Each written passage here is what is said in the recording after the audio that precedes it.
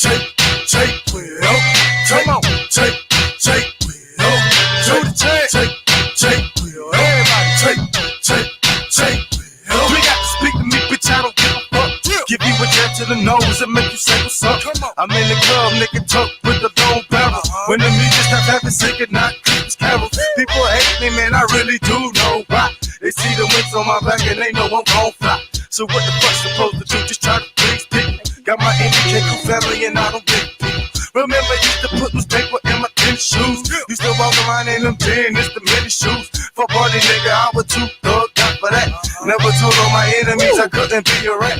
But niggas told on me, nigga, they got it in return. Now ain't mama's living room in a nice skirt. Fuck you, your whole crew, bitch, cause you gon' get caught. Blow your brains out in your lap, now hold that thought. Motherfuckers stop pretending of a new ever. Say we'll get in it poppin', nigga, cause I'm so clever. You can love me, you hate me, nigga, but I'm still with. See my legacy never in the bitch, stay ready. This is the beginning of a new ever. Say we'll get in it poppin', nigga, cause I'm so clever. You can love me, you hate me, nigga, but I'm still with. See my legacy never in the bitch, stay ready. Just from my killers who just straight up murder. They get with it to a day, just like a ninja turtle. I got connections with the real fucking black bar. And I'm trying to get it right for my main car. So any drama, dog, believe me that there's no problem. Niggas will torture your ass, you wish they fucking rob you. Menace to society, that's my favorite one. Desert Eagle 50 caliber, that's my favorite gun. My name's Ed and yes, I'm gunning for your fucking dome. You the homie, cause you always running fucking home. And BK got a boy, your house will cap it up. Run my mouth like a big booty bitch, I can back it up. Try niggas on pickups just like they did in Jasper. Keep fucking around, your new friend is gonna be Casper. You gon' be in the casket, people trying to coffin on you. But so many hoes ain't like it can't play golf on. Motherfuckers stop pretending of a new ever. Table getting it poppin', nigga, cause I'm so clever. You can love me, you hate me, nigga, but I'm still with. See my legacy never in the bitches don't forget. This is the beginning of a new era. Table getting it poppin', nigga, cause I'm so clever. You can love me, you hate me, nigga, but I'm still with. All right. That's what I'm talking about. Yeah. Who we got up in here? We got old Tony M. He's always there. That's what I'm talking about. Hey, Tony, how I'm sounding, baby?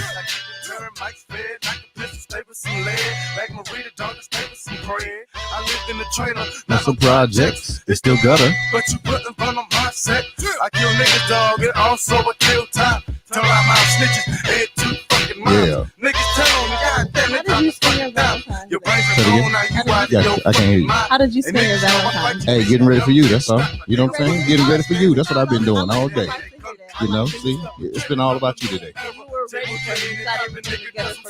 Okay, yeah, you got to bring it up on the mic, man. You got to. Okay, can you hear me now? Yeah, I got you now. Okay, good. Yes, like I was saying, you got everything ready for me, and I really appreciate it. Okay.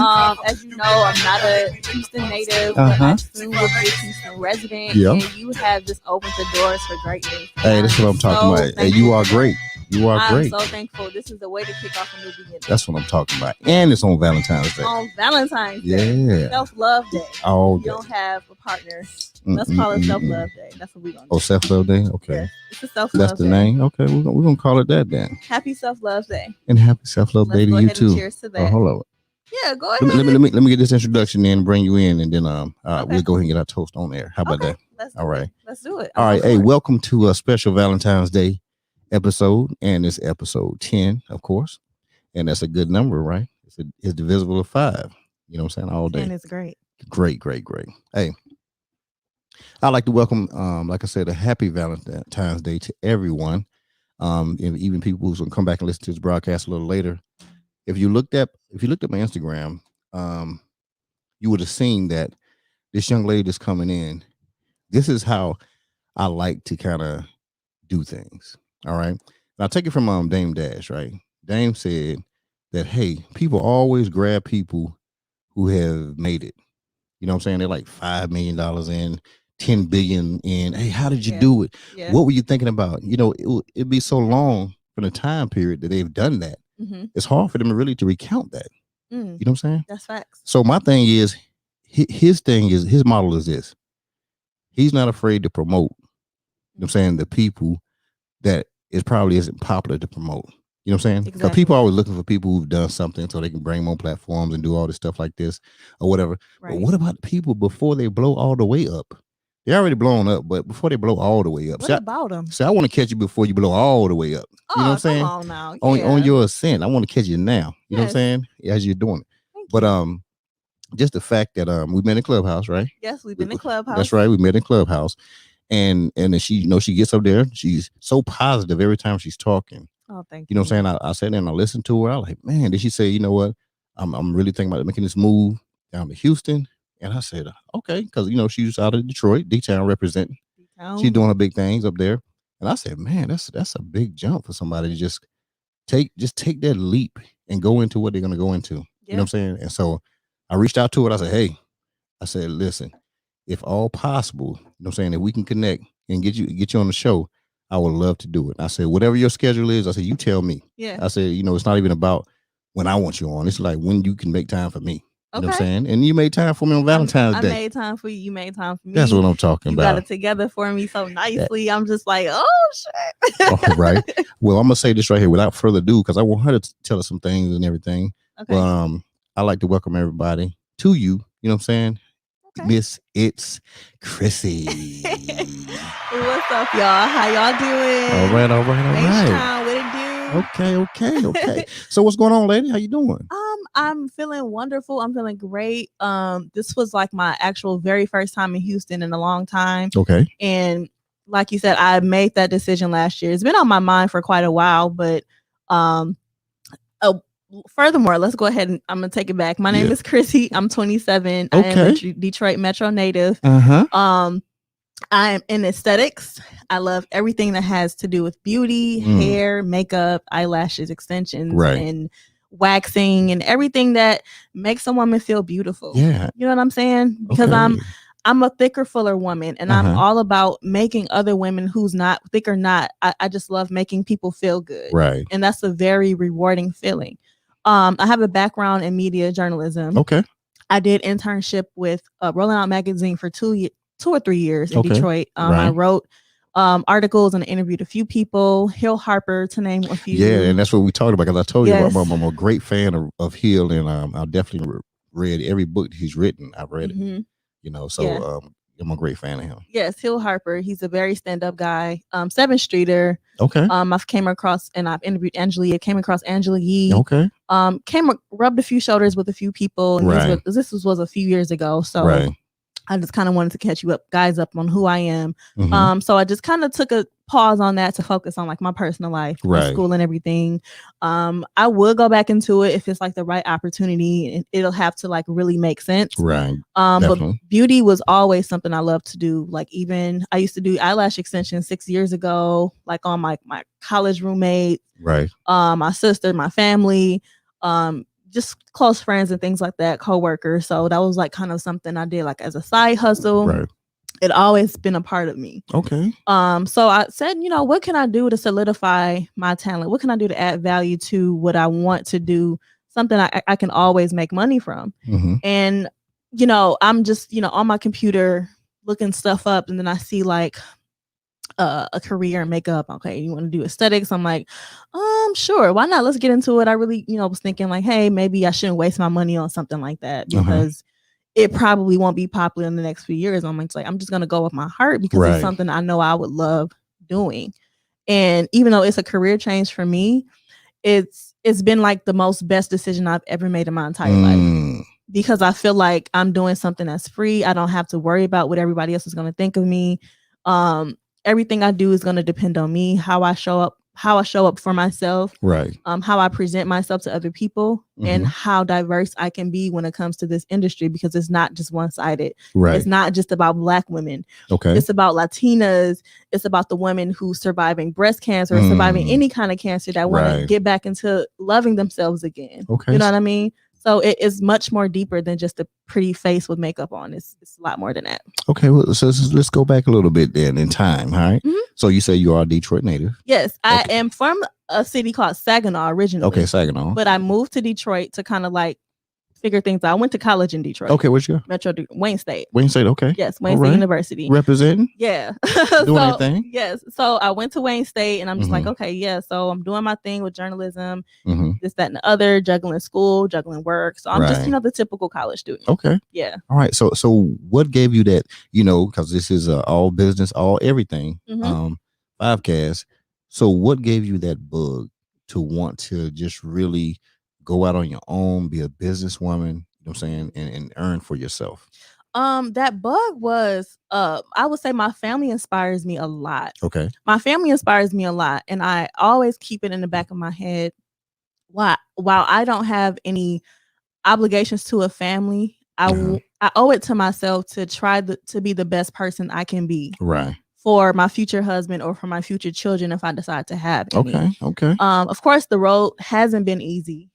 We've run into a few roadblocks here and there, of course, but and that's why I said moving to a big city, I think that is going to help me reach that level that I'm trying to reach. I'm stepping outside of my comfort zone. Ooh, hold up now. You don't see you don't hit a nerve with me right there now. Yeah. You said you are stepping outside of your comfort zone. Yes, I'm stepping outside of my comfort zone because I know is comfort. Right. All I know is being around my family. All I know is Michigan. All I know is having people right there to talk to. You know what I'm saying? That's all I know. Right. Your people, your network, your comfort, hey, this right here, I can go lean on these people and do this right here. But you saying you want to be totally independent. Yes. Stand up. Yes. And I want my own skincare products too. Okay. But that's later on down the line. Okay. Don't make it too late though. Don't make it too late. I'm definitely not going to wait. Listen, don't do that. Don't make it too late. I'm definitely not going to You got to jump on that stuff. Yeah. Okay. So you decided you want to step out on your own, right? Yes. What was the first thing you had ever done just by yourself outside of a W-2 lane? Oh, yeah. I started my LLC. I haven't done much with it, but I will. Right. It's a foundation for me to do a lot of things. Okay. What's the name of it? It's Galactic Glam Hair and Beauty. Galactic Glam Hair and Beauty. But okay. I'm changing the name to Galactic Aesthetics because that's just kind of like a long name, right? Right. But I want to kind of narrow it down. But anywho, the biggest thing I've done outside of an LLC. Right. It don't have to be big. You know what? I love that you asked that question because now there's an opportunity for me to make that happen. You see what I'm saying? That's thought provoking. Right. I haven't done anything big outside of my LLC. Right. See, that's why you have to surround yourself with people that make you think that way. Right. Yes, that's gonna put it back on you. Exactly. And that's good. And you and I, we even talked about some things when you came into the building. You know what I'm saying? So okay.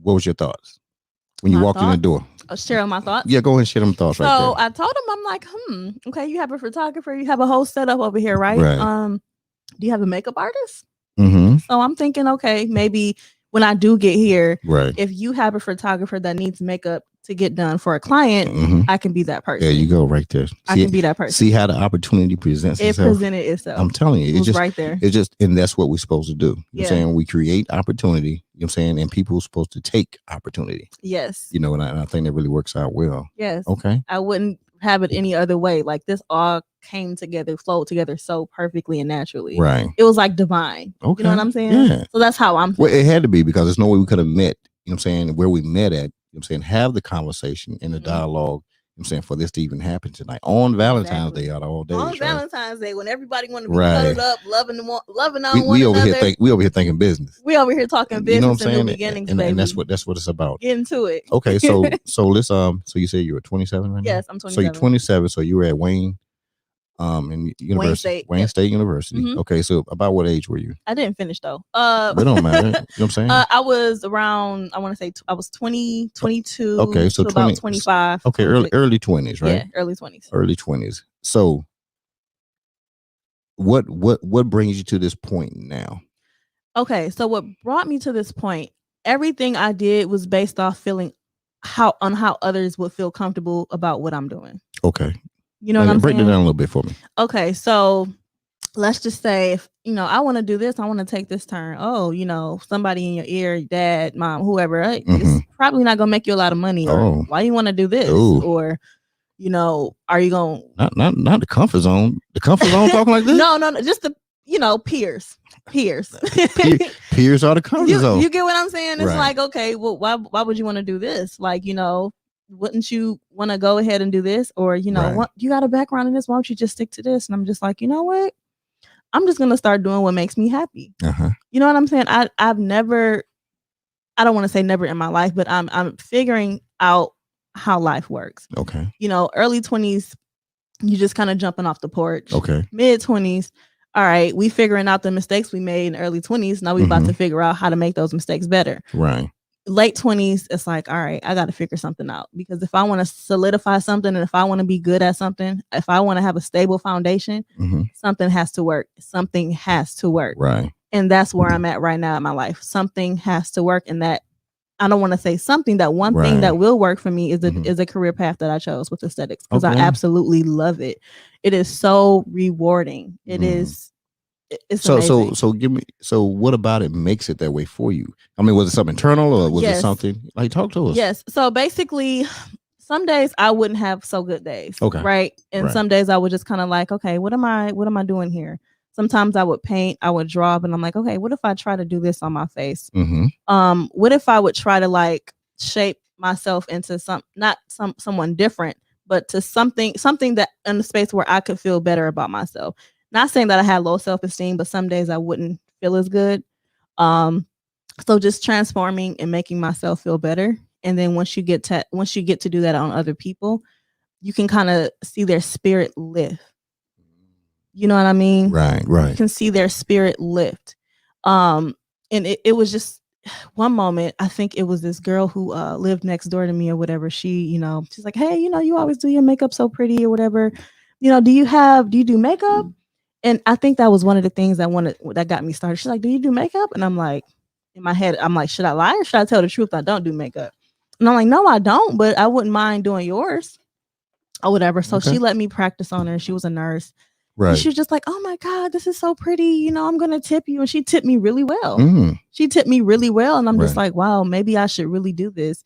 And this was when I was working a job that I hated. I worked third shift at a casino.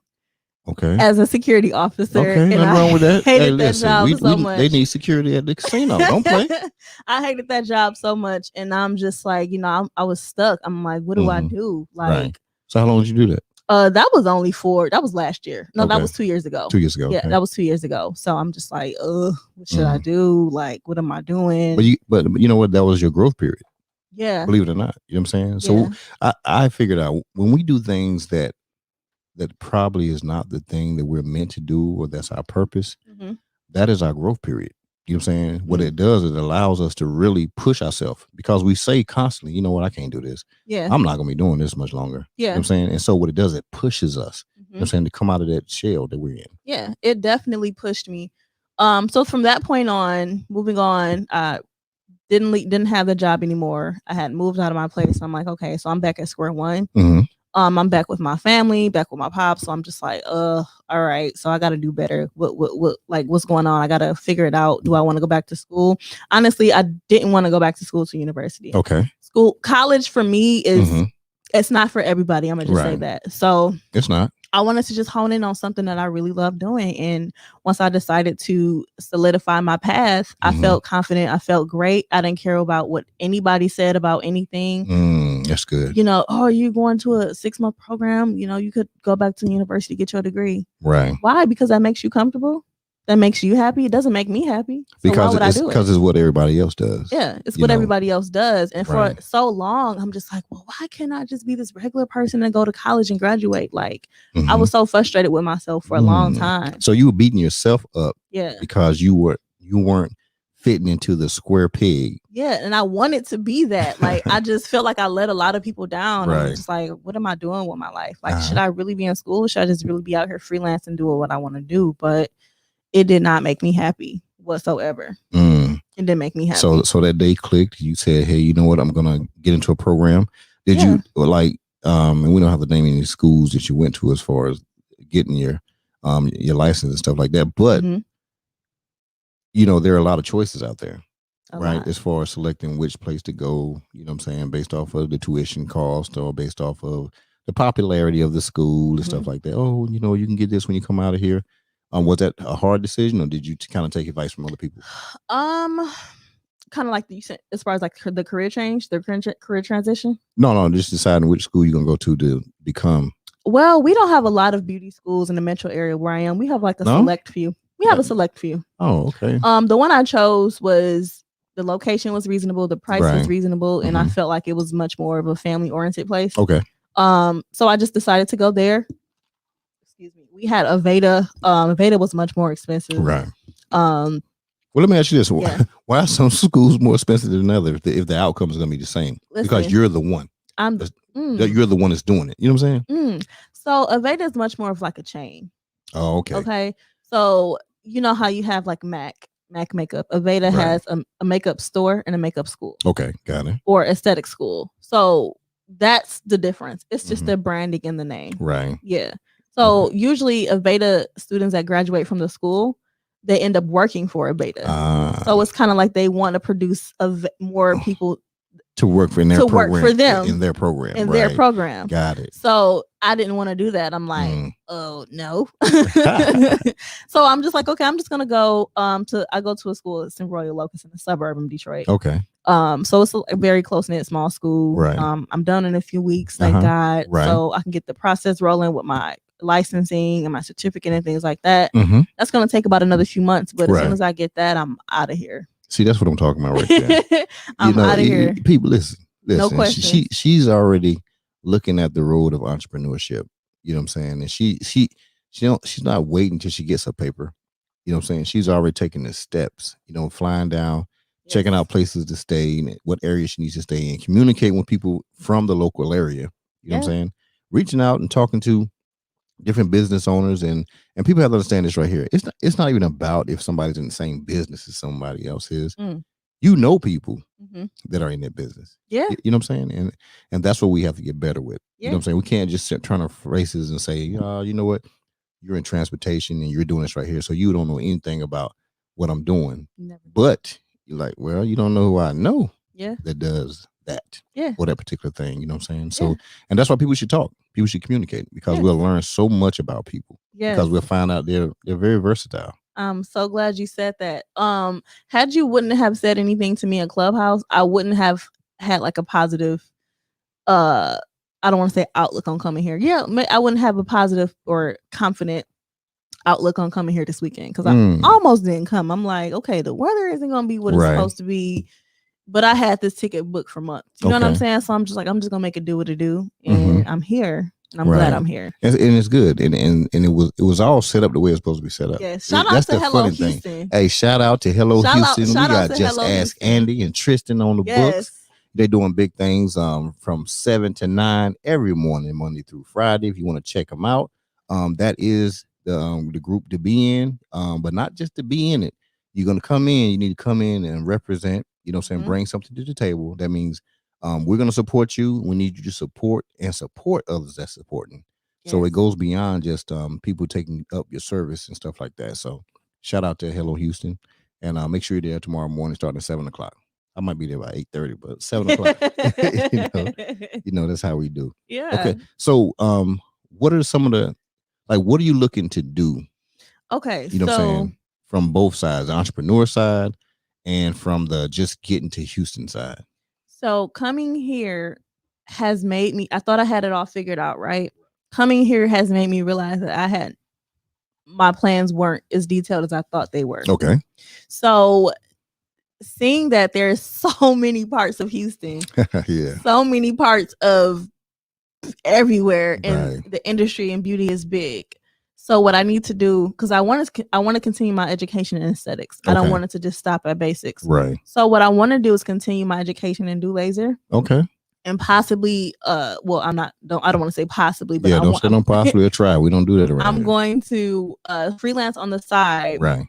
And I'm trying to figure out if I want to med spa and freelance, or freelance all the way, or freelance and continue to work at the store that I'm working at now and just transfer out here. Okay, so you said med spa. What was that? A medical spa. Okay. Medical spa where they do hair laser removal, Botox, injections, cosmetic, little small minor cosmetic surgeries and things like that. Post-op massages for the women who got like BBLs. They need a lymph drainage massage. I would do those to kind of like circulate their muscles and blood and things like that to get it all flowing back the way it's supposed to be. Okay. Do things like that. Right. So medical spa does everything in that category. Right. So, okay. Listen, people who got that coin is gonna pay me for what they need to do. Hey, well, I might need to get some of that medical move stuff through the fluid system. Yes, and laser lipo. Men do that. Men get laser lipo too. Yes. Okay. I mean, hey, listen, I'm sure they probably do. I just you better come and get this laser lipo. Listen, if it's melting stuff off, let's make it happen. Let's make it happen. Let's make it happen. You see what I mean? You see what I mean? I'm glad I told you. So now you can come to the men's spa. I get you some laser lipo. I can't get a facial or something. I can get. I'm gonna hold on right now. I do facials too. Okay. Yeah. Let's see. That's good. See, now you have a client already. I do facials too. Back facials. Who?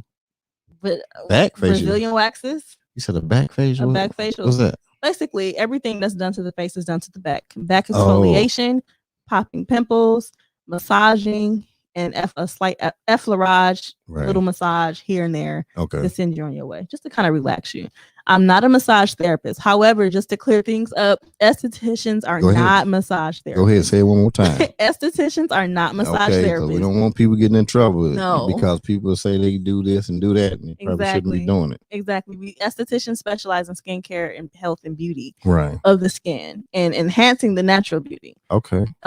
So if that means giving you a back massage, not a back massage, a back facial and sending you on your way, then that's it. I don't do full body massages. Okay. So this industry, right? Mm-hmm. This industry is definitely a $1 billion industry. Mm-hmm. I mean, it is one of those things where I can really say that, there shouldn't be an issue with anybody getting into it and anybody helping people get started in this business, right? Because there's just so many people. As long as there's people continue to be born and raised up to a certain age, I mean, the clients are there. Yeah. And it's limitless, right? It's limitless. You're going to always need somebody. This is the thing, right? Yeah. When you get, let's just say you got $500. Okay. 500. You know where you need to put it. $500 is not a lot, but it's a little change. Just a little extra. Right. You know where you need to put it. However, it's this real nice such and such thing that you want that's outside of your budget, and you know you need to be spending it on something else. Okay. You are going to spend that money on what you want. Okay. Women spend their money where they want to spend it. As they should. No matter if it's makeup, an expensive makeup job, an expensive layer hair frontal install, lip injections, Botox, a BBL, whatever. Right. So I'm not worried about who can pay for what, because there's somebody out there that will pay me for what they want. Right. You know what I'm saying? It's so much to go around. Oh no, I believe it, man. Trust me. So I see beautiful women every day. Yes. You know what I'm saying? And I'm sure, maybe some of them can do it to themselves, but a lot of them I know, they're going to see, you know what I'm saying, people such as yourself, you know what I'm saying, as much as possible. And that's a great thing. It really is. There's nothing like a beautiful woman. Yeah. So what I want, how I feel like I will set myself apart from everybody else. Okay. I am very nurturing, right? I have a nurturing personality. So when people come to me, I want them to feel like I'm their home away from home. Wow. Or I'm their side person. Right. Like, hey, listen. Like I want people to feel like, oh, I'm going to go see Chrissy. You know what I'm saying? I gotta get right. Like, where is Chrissy? I want to give my customers, my clients, that experience. And that's what I'm telling you. I want to. I've been looking for a barber, for a while since I've been out here. What you need a barber for? No. So listen, what I'm trying to tell you, I have a beard, right? You got a beard, and my head. I have to shave my head. True. This is artificial. Okay. I have an artificial. Okay. Okay. I see it. You know what I'm saying? Yeah, sometimes you just look better without hair than with hair. True. Right. Mm-hmm. So you want to keep that up, but at the same time, you want the pampering too, though. You do, because that's what it's about. It's the pampering. You know what I'm saying? So we look for. I look for a female barber. Okay. You know? Oh. And because one, I like a razor shave. Okay. Okay. And I like you can get your facial on your head, on your face. Yeah. You can get all the exfoliation and all that rubbing, and you know what I'm saying. And I would just rather have a woman do it. Yeah. You know what I'm saying? Because one, I'm getting nothing out of it from that side of it, but it's just the pampering from, you know what I'm saying, the woman I like. Exactly. You know what I'm saying? So exactly. I like that. I like that idea. And there's a lot of men like you that I'll have as my clients. There you go. Good. See, you can't turn your face. You can't be like, oh, what you out here? Listen, guys who don't have hair on their head, whether it's naturally because they don't have hair or because they're artificial bald. You know, do you understand what I'm saying when I say artificial bald? My ex was bald. Do you understand what I'm saying? Facials all the time. But do you understand what I'm saying when I say artificial bald? Yeah. What I'm saying? Artificial bald means they got some hair, and some don't. Some people have a hard time letting the hair go. No. That means you can grow your hair, but you just choose to cut it. Oh, right. Okay. I didn't know that. Yeah. So I choose to cut my hair since I was like 19. Why? 19. I don't know. I did it one time and I liked it. I did it. You know, I'm from North Carolina, so you know it's just kind of cool to be a bald headed. You know, Michael Jordan was doing his thing. Okay. So we were in. Okay. I thought artificial. Our books was good. Now artificial means that you can grow your hair, but you choose to cut it. Okay, I didn't know that meant that. I thought artificial meant you struggling to let that hairline go. No. That's what I thought. Oh no. Okay, all right. You find a picture with me hair on it, I'll buy you something. I'll buy you anything if you can find a picture with me hair on. I'm sure I won't. You can't find it. Even for teenagers, you be like, what? For real, this dude? You know what I'm saying? All right. So now that you interviewed me, I have a few questions. You got some questions for me? Got some questions. Come on now. So what has been your best endeavor, your greatest endeavors about living in Houston so far? So far, I think it's just the diversity. You know, I've been to a lot of places around the world. So for me to really know that a place that is really a collection of everybody, you know, it's great. It's great. I mean, I lived in great places like Seattle, Bellevue, great places, you know, and yeah, ain't no wrong little cork in there. I'm drinking the whole bottle, but to myself, I'm looking at it like, wow, it's about to be gone. Yeah. Okay. So that's definitely the diversity of it. Okay. So as a Black woman, I have to ask you this: have you experienced racism? Where? In Houston, Texas. In Houston, I haven't. What about? I ain't saying anything here. No, don't take it. Okay. I mean, but you got to understand. From my standpoint, it's like I don't know who shows it to me. You know what I'm saying?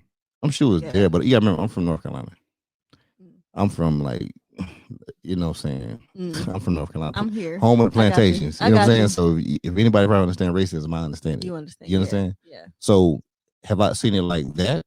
Yeah. No, not at all. That's amazing. You know what I'm saying? I'm sure it happens. I hear people say certain things, and but as far as so I got to understand what you when you say racism, meaning like from our fellow white people. Have you? What I'm saying is like somebody saying something to you, saying something to me or something. Are you saying from that standpoint? Yeah, racism could be stares. It could be verbal. It could be passive aggression. Okay, it could be, so never, nothing verbal. It could be ignoring you purposely. It could be anything of that. No, I don't allow people. I don't allow them to do that. Oh, okay. So even if they are that way, yeah. Yeah, you a vet too. Y'all built different. It's not even that. It's just no, we can't do that. Yeah, you know what I'm saying. But it's respect. No matter what, I come at anybody with respect. I don't care who you are. You know what I'm saying. And people sometimes that can be overwhelming to the point where if they are that way, they kind of just move to the side for a minute just to deal with that transaction with me, and then they can go back being who they are. Yeah, you know. So that's why I haven't experienced it. Okay, to me, I love it. I love it. So another question. Go ahead. So, but how long? Yeah, remember, I can't make answers for Houston now. You know, I can ask you about my how I've experienced things here in Houston. Yeah, I can't speak for Houston at all. Yeah, but I'm just speaking from my point of view. Okay? I feel you. I feel you. Okay, so about the 5Cast. Yeah. What was your vision for 5Cast? And where did that vision derive from? Where did it come from? And why did you want it to make it so exclusive how you got it now? Oh man, you know what? It was one of those things that it came to me. It was never I never intended to ever do this, because one, like I said, I say it almost every podcast now, is I'm a private person. Like nobody I know, weird, right? Yeah. I'm private.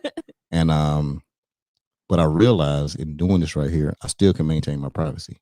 Yeah. Because this is my genuineness is what I show on the show. Right. Yeah. And I'm just a genuine person, right? So I show that that's who I am. But I still can maintain my privacy. You know what I'm saying? Like nobody would know where I'm at, where I live, nobody's gonna know any of those things, Yeah. right? And I started because my thing is I mentor a lot of people, like a lot of people I mentor. I can see that in you. And I do it on an exclusive manner. Yeah. You know, so it's really one-on-one. It's really for them. It's no group thing. Oh, okay, y'all do this. No, y'all anything. Yeah. It's this person, right? And I challenge people. You know, that's my biggest thing. I challenge you. And some people can't handle it. And if you can't handle it, okay. Then I'm definitely not gonna mentor you because because I'm challenging you because I'm telling you to challenge yourself. Okay. That's what it is, right? And so after doing it for a while, you know, for years I've been doing this.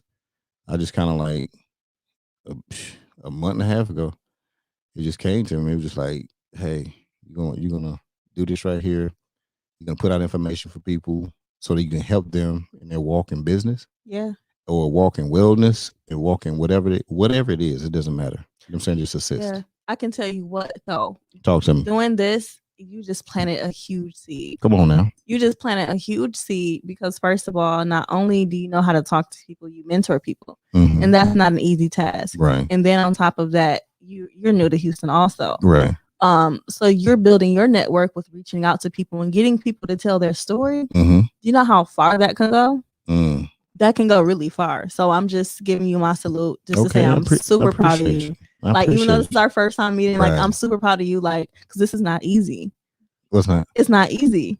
What's not? Like, oh, okay. No, I'm asking. Starting a podcast. Oh. It's not easy. Has it been easy? I don't know. Maybe I'm just like I don't projecting my. No, I just see it as okay. You know, you get some equipment, hook some mics up, and okay, and you be genuine. Yeah. Because if you say you love taking care of people. I love taking care. You said you love to do it, right? Yeah. So if it's something you love to do, it's not even like work to you. If you think about it. So to you, it's easy to take care of people. Somebody else said, man, I don't want to give nobody all that attention. Make sure their pores are closed open, and you know, some people they just doing it as a job. Yeah. But when you do it as a point of like what you told me, yeah, you know what I'm saying? I mean, it's just something I like to do. Okay. No period. Okay. I mean, there's no money in this for me. There's zero money. I make everything is cost. So it costs so I can do it. You feel what I'm saying? You know, I try to take care of people. You know what I'm saying? Pick them up. You know what I'm saying? Make sure they got drink and stuff like that because it's more important for them to get out their message. So for somebody else, because this is where I look at it, Chrissy. Somebody sitting at the house, right? Mm-hmm. And somebody, it may not be them, but they know somebody who is trying to start something. Mm-hmm. And some of the things or boundaries or walls that the person on the guest that comes in here face, they could help that person get over that wall. Yeah. And say, you know what? I felt the same way. I was at college and, you know, it just wasn't working out for me. College just wasn't for me. You know what I'm saying? She didn't quit. She left. She made a decision to say, you know what? I'm going to do this. And I'm going to go to Houston of all places.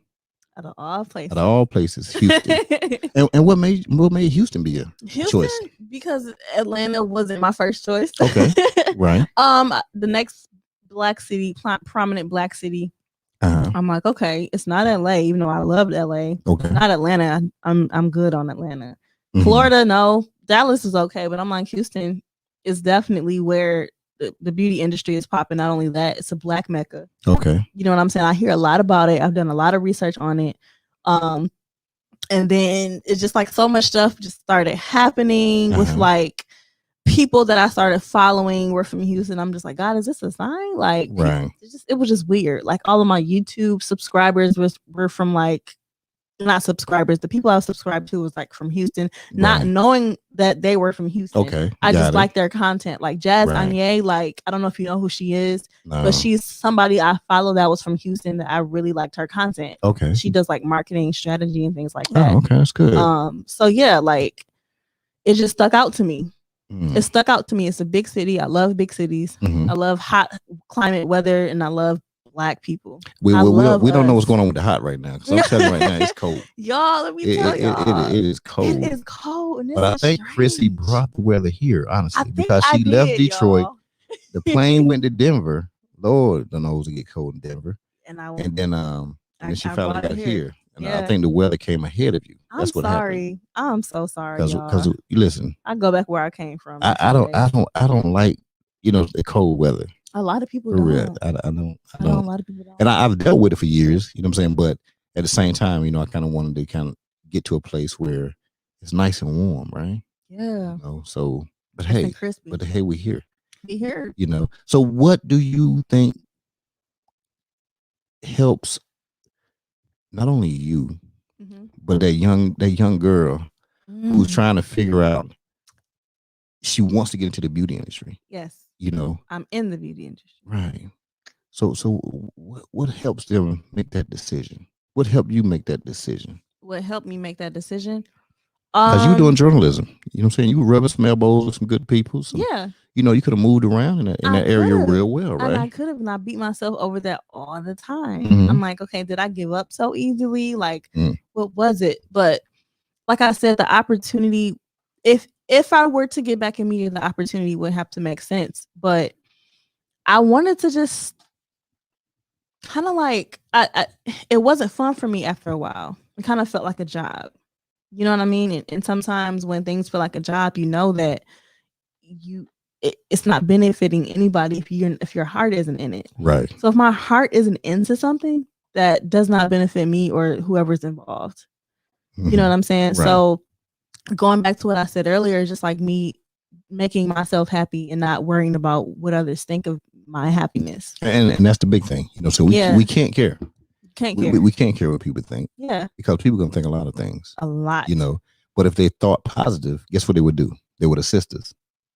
Right? True. They would help us. True. So people really, no matter what, they show us what they think all the time. And they show us when they don't think in the positive way. True. Because I'm telling you, if people are not jumping to help and see what they can do for you, then they're thinking the opposite way.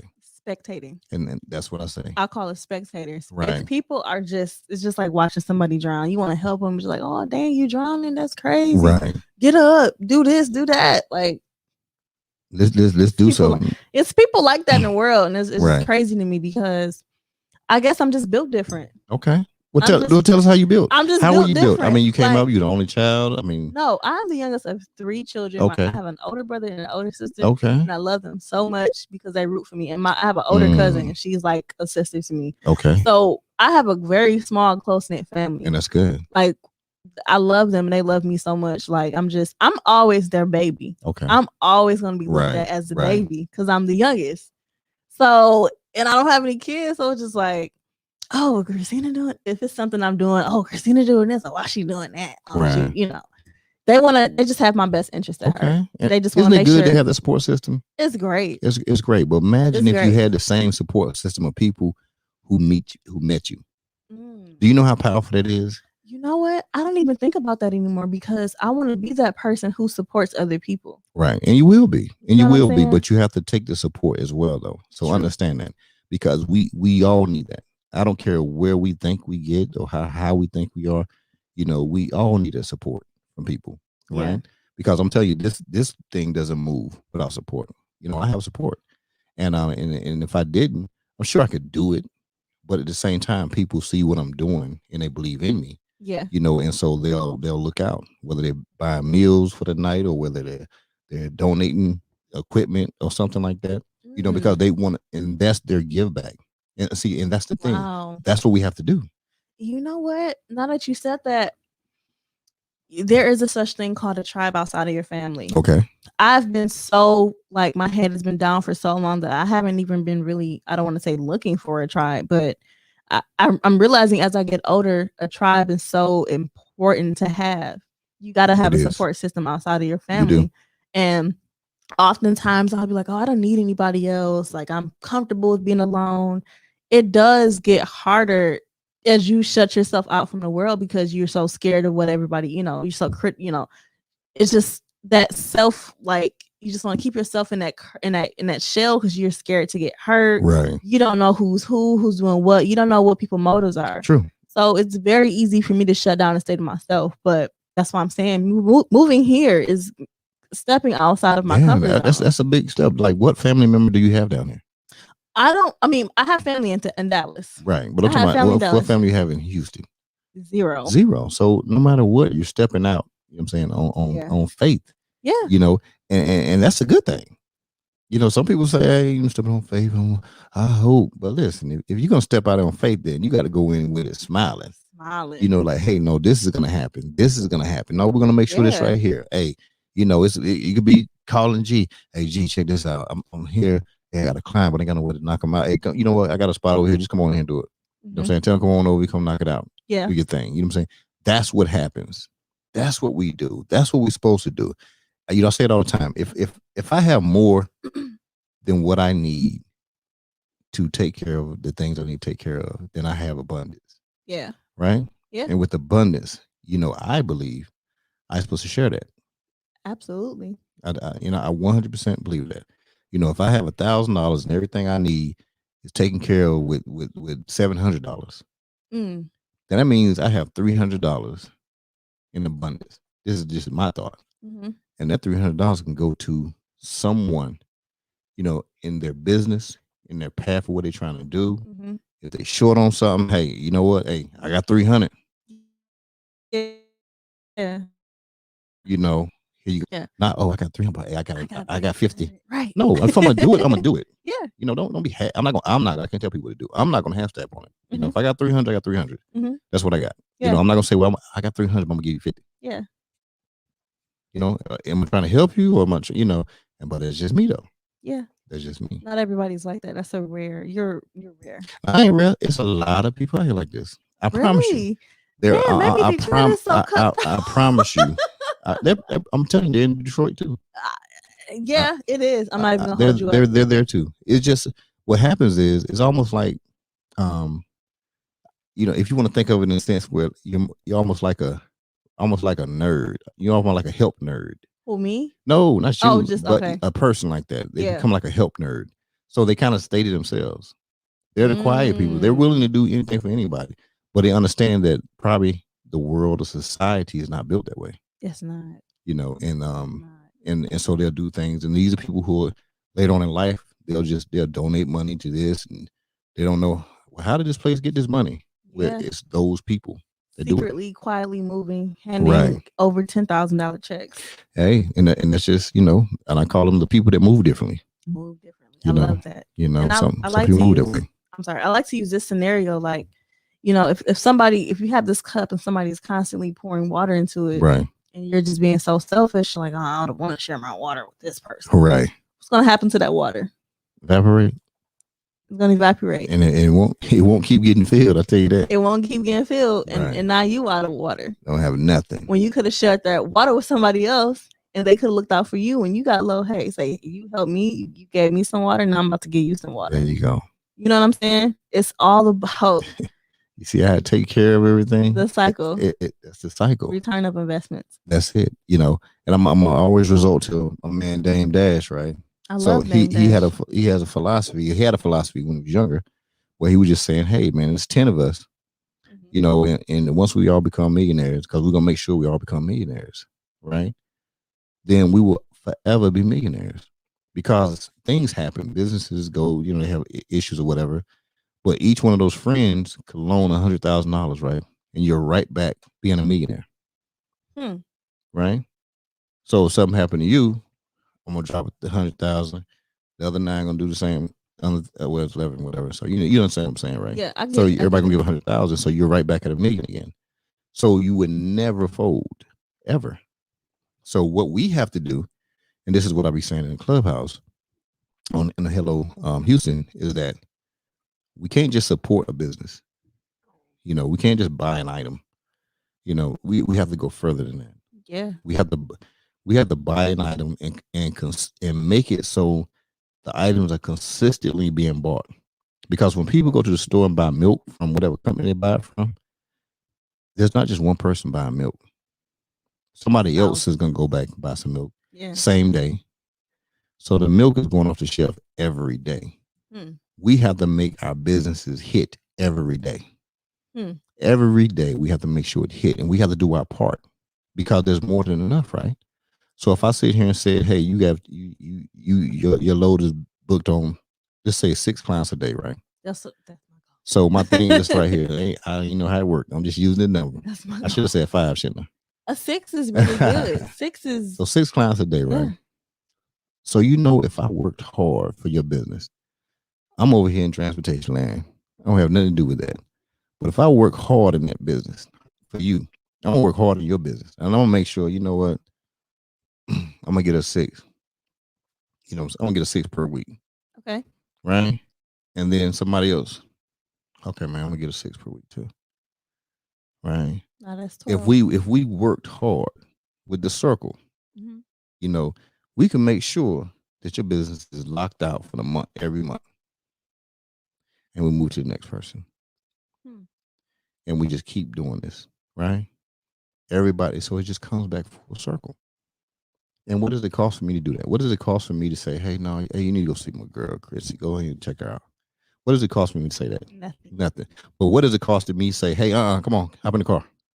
Nothing. And I go drive over there now. Now we're there. Now they stuck. Oh, no, that's my girl, Chrissy right there. Have a choice. See, there's a difference in those two, right? I can tell somebody, or I can put them in the car and take them. That's the level, you know what I'm saying, that my circle works in. My circle works in that level. Works different. Right. They move different. So, so I'm just using that as an example. No problem. No Rona. So you get it? Yeah, I get it. So that's how we continue to build the block.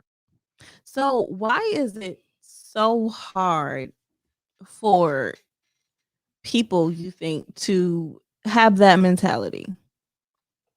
Is it because they've been burned? Like, I understand, I get people that do get burned. It's hurtful. It sucks. But why is it so hard for everybody to have that same mentality? You know what? I'm not sure. I was just having this conversation yesterday, in fact. Why is it that way? And I don't know. And it could be because people were burned. It could be because people just I don't know. I don't know.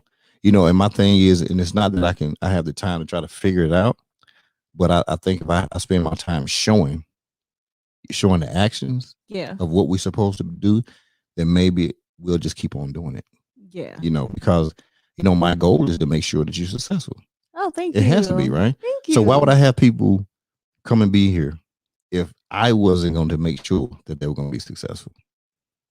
True. So that so and it's not about people. Somebody's assistant reached out to me and said, hey, oh yeah, so you got a podcast, you got this many followers, and we can get you this many followers, but if you pay him this much. Nope. I said, boy, well, no, they didn't realize who we were talking to. Oh. That's what they didn't realize. I say, and I say, hey, if you notice, this is about helping people. So why am I gonna pay somebody to come up here to help? That doesn't make sense to me. There's other platforms for that, and there's nothing wrong with that. Other platforms can pay, and that's good. Yeah. But I'd rather have the person down the street who's the same type of entrepreneur. Think about it. There are a lot of successful people out here that are not on any platforms. You know how many people I meet all the time that are millionaires 12 times over, and they've never been on any piece of anything, and they're going to be in this studio right here? That's what I don't understand. How do you get that to that level? Like, there's so many rooms in Clubhouse where a lot of people that have money, their social media presence is not what people would expect them to be. Right. How do you get to that point? Like, how do you get what point? What do they do? What you mean? To that point where you're so successful to where you don't need social media, or you're successful without social media. Because you got to remember, social media once was never there. It was never there, right? But and people became successful. Now we live in a world to where social media is becoming part of the success. It's part. But you said the key. It's part of the success. Okay. That's all it is. It's just a part. Success has already been going on for years. There's people that's been successful for thousands and thousands of years, right? And never been on a social media platform. Yeah. This is just it's an avenue. Okay. It's just another highway. That's what it is. I'm gonna use it. It's another highway. So question. Yeah. How do you feel about people that do buy followers? Because it did cross my mind. Right. At one point in time. It works for whoever does it. if you know, my thing is just right here. I never give advice, and I know you're not asking me that, but people just need to do. People should do what they want to do. That's what I say. You know, you do what you want to do, and whatever comes from it, comes from it. But I think with a little hard work, you know, if followers are what people are looking for, the followers will come. You know, I don't know if somebody have 10,000 followers. If they have 10,000 customers, they come in and can do their eyebrows or something, right? Oh yeah, that's gonna take a long time. you feel what I'm saying? I feel you. You know, because sometimes you can just get one or two hard hitters, right? You get you some hard hitters on your team. You know, that's people consistent. Need. That's all you need. The right people. You know, and to the fact where if you even set your social media up, like mine is set up, this is where my bank account is set up. I love it. My social media bank account is set up right. So they got to request it, right? Yeah. You know what I'm saying? So evidently I'm not looking for the followers. If you got to be requested, think about it. If you got a request, then I'm not looking for the followers because it's not about that. It's not about that. It ain't about that. What is it about? It's about helping people. So you are generally you do believe that is your heart in helping people. It's my purpose. Oh my God. It ain't my heart. It's How my did you purpose. know that was your purpose? When did you find out that was your purpose? 11 months ago. What came to you? Like what happened? Was it like an epiphany? Was it like an angel dropped out the sky and told you? Was it a dream? Like how did it happen? You know what? I've always done what I'm doing. Okay. But I never understood why I was doing it. That was the thing. I just didn't understand why I was doing it. And so it just one day it just came to me. It was just like, yo, this is why you were doing that. So why this is why you were different. Doing what? Just helping people. Wow. You know, so the why I was doing it came to me. And my thing was I used to say, I do this stuff, but I don't know why I do it. Like, why am I geared this way? I used to ask my mother. You know, and she said, "You always been this way, bro." I said, "I know." I said, "But I'm trying to figure out why have I been this way?" You know, but then the why came to me about 11 months ago, and that's when I understood my purpose, and when and I could be happy, right? So I'll tell you this little crazy secret, right? Yes, so I love secrets. Well, it's not even a secret. Well, it is a secret. Two people probably know this. Whatever. So what I did was, you know, I can get down with my dress. You know what I'm saying? If I needed to. Dress a little bit. Yeah, I can get down. I can get down with it a little bit, right? Do the damn thing, all right. So what I did was, I said, part of this journey. Okay. I said, man, this is all I'm gonna do, and I do these things anyway. Like I always wear Chuck Taylor. I love Chuck Taylors. You know, with jeans and blazer, you can rock it. You know, it's my thing. Yeah. I said, you know what? I'm just gonna wear t-shirts, sweats, and Levi's, black or blue, right? Okay. And Chucks. Okay. That's it. And I said I'm gonna go hard on this right here, and that's what I'm gonna do, and that's what I've done. Period. So that's like your signature look. It's not even about a look. It's just something I wanted to do for myself, just to kind of be like, you know what, I'm gonna walk. I walk to my own tune anyway, but I say I'm just really gonna walk to my own tune, and I'm gonna make this. I'm gonna make this thing rock. I'm gonna make it right. Yeah. You know, so I would simply go to Walmart and buy t-shirts, you know, and I buy some sweats, like no brand. So it'd be no brand. I buy some sweats, you know, nice material, but you know, some sweats, and I'll buy like the funky socks. Yeah, that's my thing. Socks is my thing. Yes, socks is your signature. My socks is my, and anything about socks is my thing, right? Okay. But and then my Chucks. That's it. So I probably have about 40 pair of Chucks, you know, and many of them, you know, I haven't even bust a box open, but I've always had Chucks because I always loved them. Always loved them. You better start breaking them boxes. Well, I don't need to, because and this is what I found out too. Yeah. So then it kind of made me really concentrate on my brand.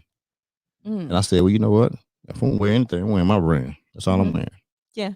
And so I only wore my brand from that point forward. So what became of the red and black theme? Because I love red and black. Well, red is my favorite color. red is one of my favorite Yeah, colors. red is my favorite color. Black is my primary. Is it? But red is like right next to black. Right. I love red and black. Yeah, so it wasn't even the point of black. It was just the red. Black just looks good with it. Yeah. You know, so that's what the red and black came from. Yeah. Okay. That's it. So you are a vet. Yeah. I'm a whole vet on the books. Branch. Army. Okay. Yeah. So when you were in the Army, wherever you were, yeah. At what point of time did you realize, like, okay, when I go home, I have to figure something out. Like, I have to make something happen. Like, what was that, I guess, breaking point? What you mean as far as like what time period? When did you know that you had to make something happen? Like when you were coming home? Like, because I know what did you do in the Army? You talking about job or that's what I'm saying because it's so broad. Job. What did you do in the Army? Okay, I was a helicopter mechanic. Helicopter mechanic. Yeah. Oh wow. I was a UH-60 Black Hawk mechanic, crew chief. That's what I was. So you fly helicopters? I don't fly them. You know what I'm saying? I would just in them every time they flew. Okay, so you know how to make sure. Yeah. Okay, so now some aircraft mechanics. Now it's connecting to me. You want to see how? Okay, I'm gonna let you listen to how this is connecting. Okay, go ahead, talk to me. So you like to help people? Yeah. All right, before they take flight. Mm-hmm. So you have to. Have you ever thought about it this way? No. So listen to me. Okay, go ahead. Okay, so you have to check off and make sure everything is right before they take flight, right? Right. I'm assuming that was your position. Right. Okay. So with people with this podcast, you checking in. Okay. Okay, bringing them in. Bring them on in. Making sure everything is right. Okay, make sure y'all books is good. Evaluating. Okay, that's what we're doing. Talking to them. Before they get ready to what? Take flight. Take flight. Right, but see, y'all already took flight though. You know, people come in, you already take a flight. So, but listen though, do you see how the different things that we do in our life they correlate with one another? Not true, definitely. They align with one another, definitely, but in different ways. Right. That's why I like to ask questions. Okay, because that made so much sense to me. Right. The way you do things are like okay, it's like structured, and I can kind of that military kind of kicks in. I'm not structured. No, for real. I'm the unorthodox one. It kicks in. So when you were in the planes, like what was your job? Like what were your duties? Like when you were in the plane or helicopters? I'm sorry. Oh, so because of the way the helicopter is built, so there's a crew member on each side of the aircraft.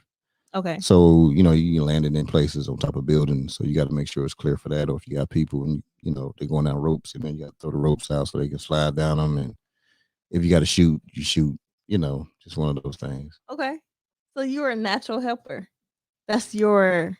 I don't know if it was natural. I think I signed a dotted line to help. I don't know if that was too natural. But believe it or not, like I get what you're saying. Whether you liked it or not, that was your assignment, and you carried out your assignment up unsubconsciously, knowing that was what you were going to do. Like when you were here, right? You know, undeployed. But are you still in the Army or are you? No, I'm retired. I'm retired. Okay, cool. When did you? Yeah, 25 years. 25 years. Oh my god. Yeah. What was your best experience being in the Army, or most memorable? You know, it's soldier based, so it's not even no best moment. You know, because you know you become a leader, and so you have so many moments where you see people grow. You know, and it's just a process. People grow, and go into different positions. And when you saw them from a young private to now they're running things within the military. So those are great moments. I have a cousin that's in the Air Force. I think he flies like planes or helicopters or something like that. I'm not really sure in what he does, but that's amazing. No, it's just for me. For everybody else, it is amazing. When I say everybody, people that are in the military. No, my hat's off to him. You know what I'm saying? For me, it's just something I did. You know, that's just the way I said it. You know, I was fortunate enough to come back home and be here. So listen, this is what we're doing. So how did you find your passion when you came home? Mm-hmm. I'm pretty sure it was foreign to you. Everything was probably new because I can only imagine like when you're away on an assignment that big, that huge, you're focused and you have like a one-track mind to protect and serve. Mm-hmm. So when you came home, what was your thought process? How did you want to do things different? What were some things that you had to take time to adjust to? Nothing. So you just hit the ground running. You know, it's I mean, I guess if you know somebody in the military, no, you got to understand me. You know, some people are so soldierly. They like look left, right. You know, I wasn't that one. It wasn't that way. So I wasn't that guy. So it gets different people. It gets people different ways. And it's based off your foundation too. It's just based off how you come up, where you come up from, and stuff like that. You know, some things are just something you do. You just do it, and you know, I had a uniform on here 1 minute, and then I demilitarized when I leave the base. And that was it. You know, so it's less whether you drunk the Kool-Aid all day, 24 hours, or you drunk the Kool-Aid for 12 hours. When did you drink the Kool-Aid? I drank for 12 hours. For 12 hours. That's it. You know, some people drink for 24 hours. I drank for 12. So I had 12 hours to be straight civilian. That's amazing. You know? That's amazing. You know, so, but it's just a mindset. Where were your favorite places to visit, or where did you visit that changed your life? Like, no. You don't have a favorite place? I'm not that person. I don't take pictures. You ever been to China? What's that? I don't take pictures. So you understand, I don't take pictures, right? No. So when I go places, I don't take pictures. Because you're soaking a moment up. Like right. So it's about then. You know, I like to enjoy that. So what about China? I gotta say like China. Nah, I haven't been to China. Haven't been to China? No interest. What about Japan? Yeah. You've been to Japan? Right. Because Japan is like military based anyway, or army based. Africa? Yeah. You been to Africa? Yeah. What's your favorite part and city in Africa? Well, I wasn't on vacation. Country? Well, okay. So when people say that who are in the army or military, what exactly does that mean? Explain to somebody who does not know. I mean, it's whatever it is to them. No, and I'm not being funny. It's whatever it is to them, and everybody's not the same. You got to understand that.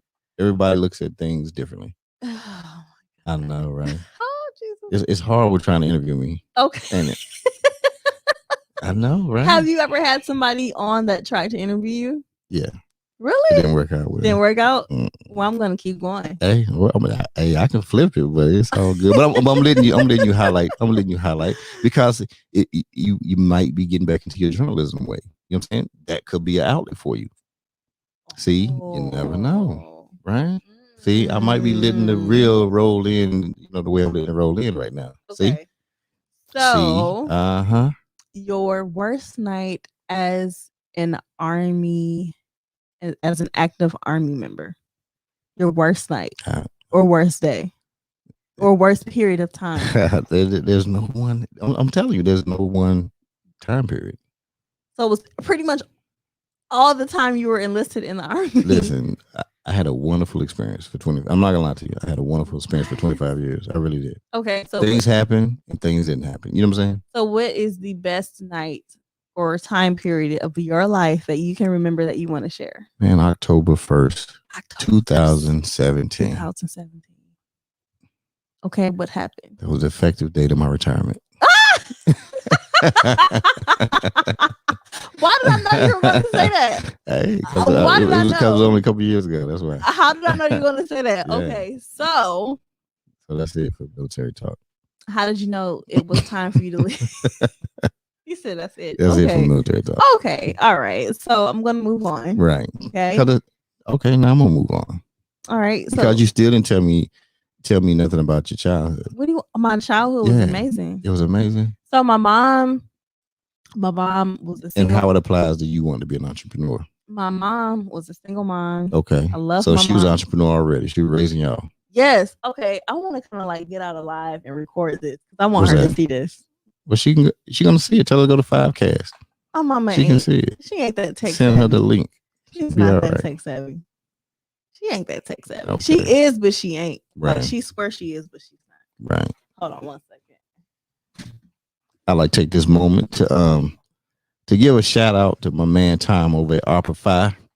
The team is ready and standing by. If you need any factoring company needs, they're there for you. ARPA-Fi is a great veteran-owned, 100% company. You can contact them at 682-330-7700 and tell them G5 told you that you're not going to get a discount. It's not about discount. There's not a referral fee. I don't get nothing from him. There's no referral or anything. Tom is just a good guy. You know what I'm saying? He's a very good guy. And he got out of he was in the Air Force, in fact. And got out and worked for a company for about 6 or 7 years. He didn't like how they were dealing with people. And so he decided to fix it his own self, and he started his own company. And once he did that, he's been taking care of veterans, he's been taking care of other people, and he does it very well. So if you want to get in contact with him, like I said, the number again is 682-330-7700, and that is Optify, the factoring company of all companies. All right, and G5 said it. Okay, you back now, so you got everything situated. You're back again. I'm back. So I had a very great childhood. Literally, when I say great, it was good. Like, I mean, of course, we had some bad days as young kids. Right. Who doesn't have those bad days? But generally, my mom was a single mom. What's mama's name? My mom is Carol. Hey, Mama Carol, what's going on with you? I hear. Okay, all right, Mama Carol. My mom's name is Carol. Like, she literally did everything she could for us. Like, it wasn't a day or time where she bent over backwards to make sure everything. Like, I'm just getting so emotional. No, it's good because you show me your motivation. You know, and that's good. Don't cut this part out. No, don't cut nothing out. Keep it going. Keep it flowing. Go ahead. Let me get it. No, you're not getting it. Come on.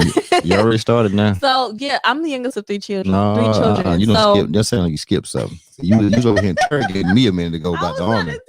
And now you're going to try to jump over some stuff? No, I want to see what Miss C was doing out here. No, my mom was like great. Like, she's a single mom. Yeah. And like me being an older woman, I realized that being a single mom of three children is not easy. It's not easy, especially in the economy that we live in today. Like, I couldn't imagine, but we make that shit happen. Women make that shit happen. But mama made it happen. Mama made it happen. Okay. I grew up in a nice house, in a nice area, nice neighborhood, no complaints. I never wanted or needed for anything. My mom she always worked in a school, teachers, whatever she did. It was just amazing. Yeah, she was just a really a very stern person. She was very strict. She didn't take no mess from nobody. She protected her kids all the time. Nobody could cross her and her kids. Again, nobody could cross her or her kids. My mom just wasn't going for no bullshit. She was just no bullshit kind of person. Right. So she was very strict. Okay. So I love that about my mom though, because I realized like now and today you kind of have to be that way. You gotta let people know like there's a boundary and this is where you're not going to cross. See, Mama was teaching you entrepreneurship right then. You have to let people know your boundaries and what you're not going to do. Yes. See, I told you Mama was teaching. See, that's why I asked these questions because I know you get it from somewhere. Keep going though. We're gonna talk about Mama Carolyn. Let's go. Well, yes, Mama. I was the youngest of three, so when my sister and my brother left, I was the only one in the house. So I had a lot more freedom. I had a lot more leeway. Yeah, that's why I had to grab the mic now. We're about to get to the gritty now. Yeah. Okay, yeah. So I didn't get anything too bad. I just had a few moments to where when I was, started getting interested in guys and boys, she kind of had to crack down on me a little bit. Big crack down. Little crack down. Don't make me call Mama Carolyn right now. You know we can call out. No, it wasn't bad. I wasn't like caught doing nothing bad. It was just me trying to be sneaky and it didn't happen. Okay, got you. You know what I'm saying? But for the most part, like my mom was who she was. You just knew not to do certain things around her. You knew not to say certain things around her. You knew how to carry yourself around her. Right. Okay. And still to this day, it's like a certain way you want to treat my mom because she's not gonna go for no bullshit. Right. So a no bullshit kind of person. That's my mom. So you picked that personality up. Did I? No, I'm asking you. Did you? So did you pick it up? Okay, so I think so. Like with me, it's more of an emotional approach. Like I'm my mom today, but sometimes I can think too deep into things, right? And it can kind of like fire back, like kind of do like reverse opposite effect of what I want to do because I overthink sometimes. But I can definitely say like I'm a no bullshit kind of person when it comes to certain things. Like I'm a very free spirit. Right. But when it comes to certain things, I'm just like, I'm not going for it. Like, no. And I can tell you, get the fuck out of my face if I don't want to do something. Okay, that's good. So you're going to need that in business. Yeah, if I don't want to be around certain people, I'm going to just be like, nah. And I'm going to just let you know, like, nah. You know what I'm saying? Okay, they keep pressing you what? Yeah, I'm just not. I'm saying if they keep pressing you, what? If they keep pressing me, it's not going to be an opportunity to keep pressing with me. It's just I'm gonna just tell you no, and that's it. And that's good. I mean, and that's a great response because one, that's it. We should never allow anybody to press us. No, that's just the way it goes. You don't get a we second chance. decide who's in front of us. We decide who can talk to us. Oh, my mama taught me how to be the most like with relationships. I don't even want to get into that, but like she just taught me how to be so like, I don't know. It's just like a powerful something I can't explain. Like when it comes to men, when it comes to like not taking no bullshit and weeding out the men who really cares for you. Right. Not in ways that she taught me because she didn't say a lot of things. My mom didn't say a lot of things. It's the way she did things. Okay, so a lot of things were implied without even talking about it, right? Her and my dad never sat down and talked to me about men. I had to learn from her actions. Okay, and that's good. Yeah, it was like, okay, so I got 3 kids. I never experienced my mom being around another man. I never experienced nobody being above us. Like we were like her top priority. Right. Like, and that's what I can say about that. And that's great. Yeah. That's great. And you said a key point. She showed you through her actions. Yeah, she didn't tell me. She didn't like, oh, this is the birds and the bees and the flowers and the trees. It was, no, you're not dating. And I'm like, why? And now I see why. Right. You know what I'm saying? Right. It's because I wasn't ready to play those games that y'all wanted to play. Right. Like, relationships and dating were something I wasn't ready for, and I thought I was. Right. But she was just like, you're not ready. And I'm just, how you know I'm not ready? Just give me a chance. We can all meet each other. You can meet his mom. She's like, you're not ready. Right. And now I see what she means. Like, you're not ready. It's understandable, right? So think about this right here. Yeah. So I have daughters. And as I told you, they were growing now. So my thing is I would never meet any of my daughter's boyfriends. Why? Why would you? Why wouldn't I? You were that age before. No, listen what I'm saying. I didn't say she couldn't date. They couldn't date. Yeah. I want them to date. Yeah. That's great. I promoted it. You know what I'm saying? Probably for their mom. Like, no, they need to meet some boys. But I just wasn't going to meet them. So now think about it. Yeah. And at the end of the day, so after all was said, they appreciated that about me.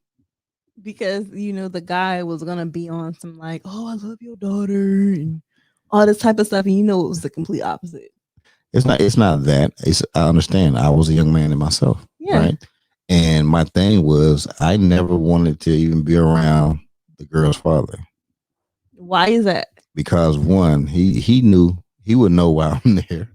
He know I'm not trying to marry his daughter. You know what I'm saying? Think about a guy all in your face. Oh yeah, I'll come help you cut the trees down and all this stuff, right? They're telling you, but you already know this guy is not going to be with your daughter. You know that. But you want her, I wanted them to experience. You know what I'm saying? So I didn't shun them from dating. Like, no, go date. Yeah. They were like, well, it's weird that you don't want to meet them, but you're saying I can date. Like, yeah, let's go. Yeah. Go do it. It was not like that when my mom, like my mom. But that was just my way of doing it. You know what I'm saying? So no boys, no. Like it was no's. Right. It was no's, but I figured out a way to do everything I wanted to do. But so that kind of led to me dating. I don't want to say any and everything, but I didn't know what I was looking for. I didn't know what I was looking for. Because you had to make that decision. That's why. Yeah. So I'm just like, okay, I'm dating him. I'm dating that. I'm dating this. I'm dating this. Get a little samples. Some samples. Samples here. You go to Costco, you get some samples, right? Some Costco, a little bit of Walmart, there you Target. There you go. I'm talking about just in Costco when you go in there and they got the people with some sausages over here. You got some pineapple over here. Yeah. That brand. I got a mixture of everything. There you go. And so you got to make a decision. And she didn't make a decision for you. I think that's what it was. That's what it was. I'm telling you. That's what it was. Because she knew these niggas were not out here one shit. Sorry, excuse my language, but she knew. So how do you spin all of that and wrap it into entrepreneurship? Well, since my mother is strong-willed, that rubbed off on me and my sister. Right. Like my sister is like the junior mom. Okay. And I'm like the baby. The baby, what do you call that? The baby sheep. Okay. So it's my mom, my sister, then my cousin, or wherever. It's just because the women in our family are very strong. Okay. So I look up to all the women that carried me. And so are you saying the men in your family are weak? No, I'm definitely not saying that. Oh, okay. Well, I was just trying to understand it. There wasn't a lot of men in my family around. Like my brother's married. My brother has his own family. Right. So my brother turned out great. You know what I'm saying? Like he's doing what he's supposed to do. Right. But the women, for us, I feel like we have to work 10 times harder because sometimes we get stuck with not the best. Okay. So how does it apply to entrepreneurship? That applies to entrepreneurship. I think you and me. Ooh. Well, you in entrepreneurship because no matter what, you got to think about it. It just you know what I'm saying. It's got to connect because you got to understand you're on a path to be an entrepreneur, right? Yeah. And you're an entrepreneur, but you're on a path of getting your business and starting everything right, and it's not easy. I'm just looking at that comment. Mommy's babies, daddy's maybe. Shame is that way too often. True. Tony will tell you now. I have a relationship with my dad. My dad is still alive. He's alive and well. He's older than my mom, but like he did what he could to be around. Right. Like he was around. I always knew my dad, but he wasn't like an involved her father. Tears are just a part of her testimony. Yeah. Wow, it is. So yeah, like my dad, pastor, didn't grow up in the same household as he. Right. Him and my mom were from two different worlds. So my dad would always make sure that I was loved in a way that he wanted to see me loved. He would, oh, you my baby girl. I'm my dad's only girl. Okay. So I'm like his little sweet little girl. You know what I'm saying? But Dad never talked to me about men. Dad never talked to me about love. Dad never talked to me about keeping my respect as a woman. Right. You know what I'm saying? It was just so every time he would see me, it's just catching up and making up for lost time. Okay. It was never the time to sit down and talk about X, Y, and Z. Right. I'm not faulting him for it, but it's just the way that life panned out. That was how he could love me. Okay.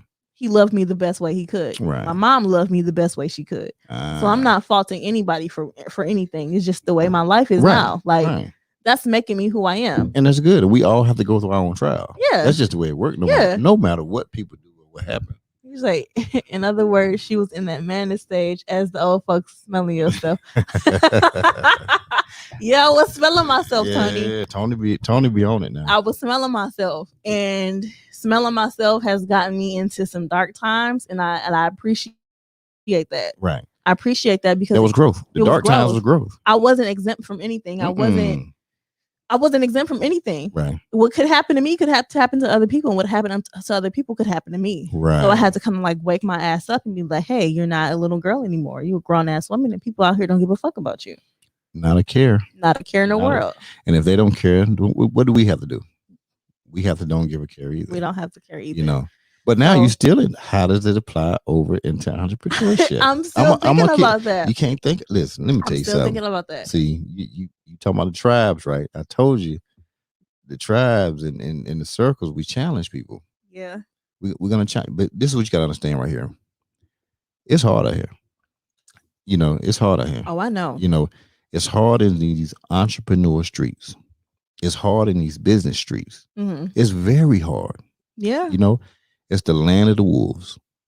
You know, and I'm not saying in a bad way, but pretty much you have to be a wolf because you're gonna have to be able to tear somebody's head off if they're going against what you're trying to do in your business, because it's your business. Mm-hmm. Anything anybody can tell you, it's all advice.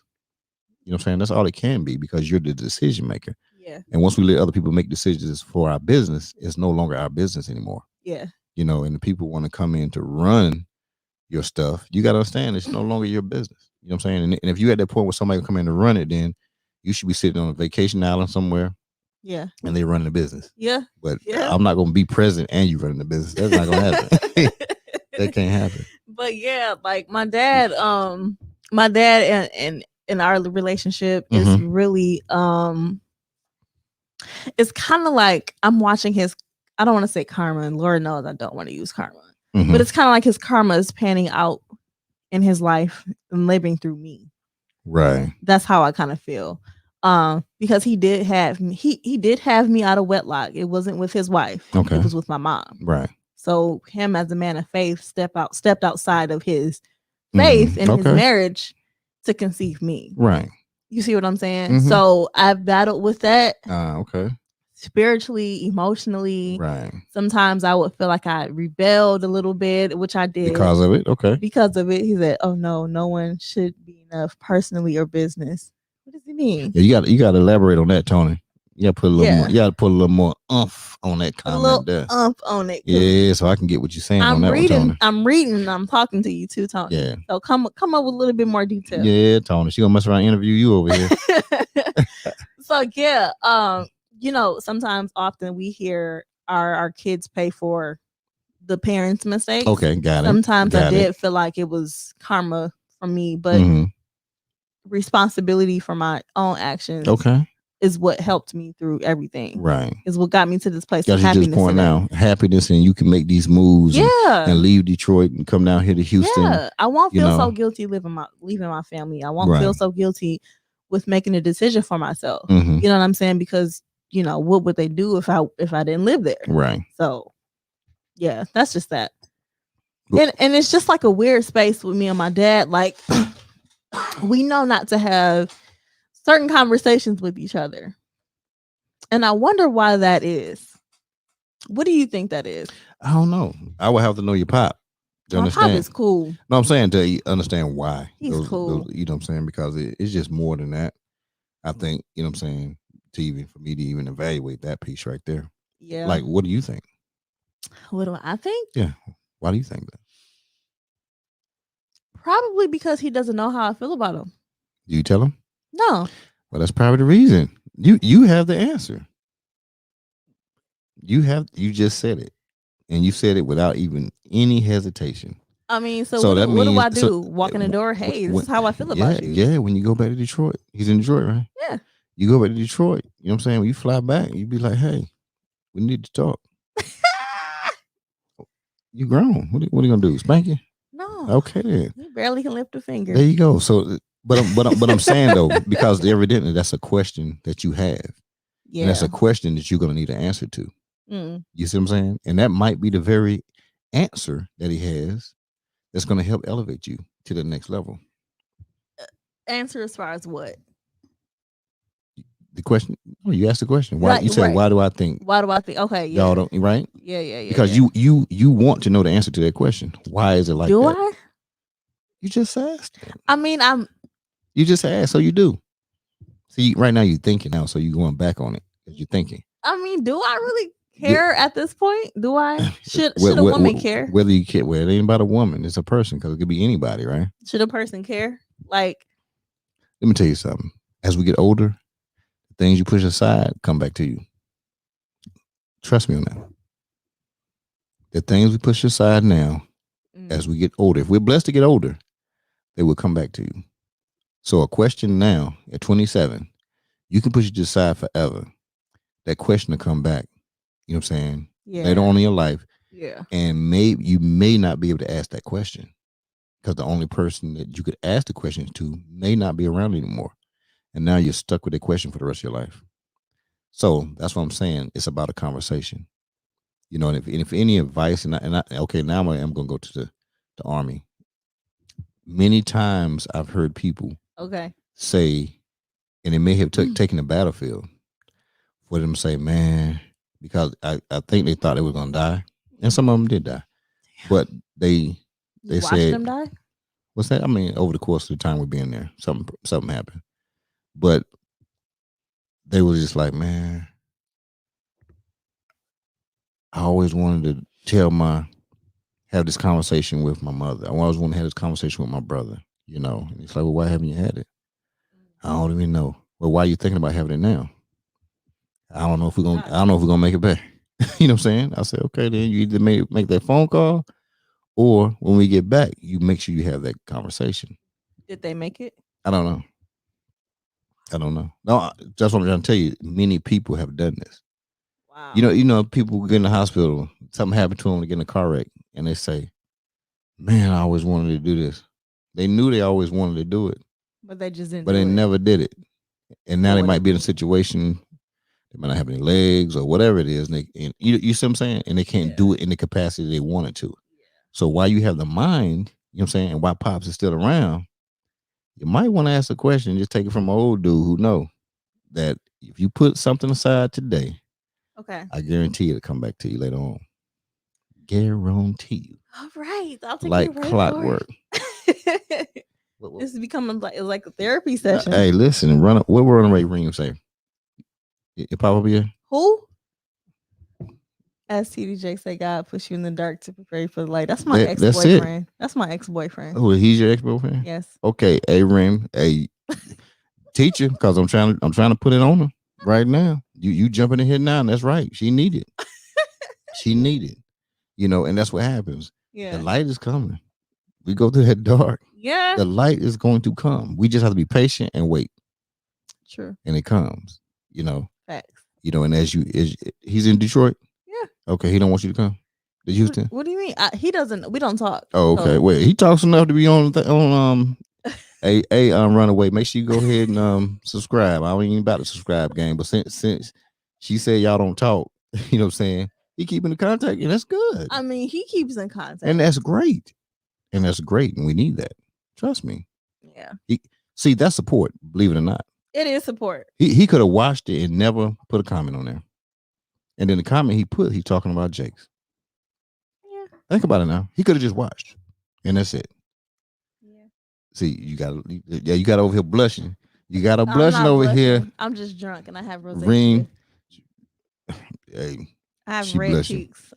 Yo, you got a blood. You know, put that Jake's on. She blushing now. You know. Oh, yeah. Hey, phone call after the show, man.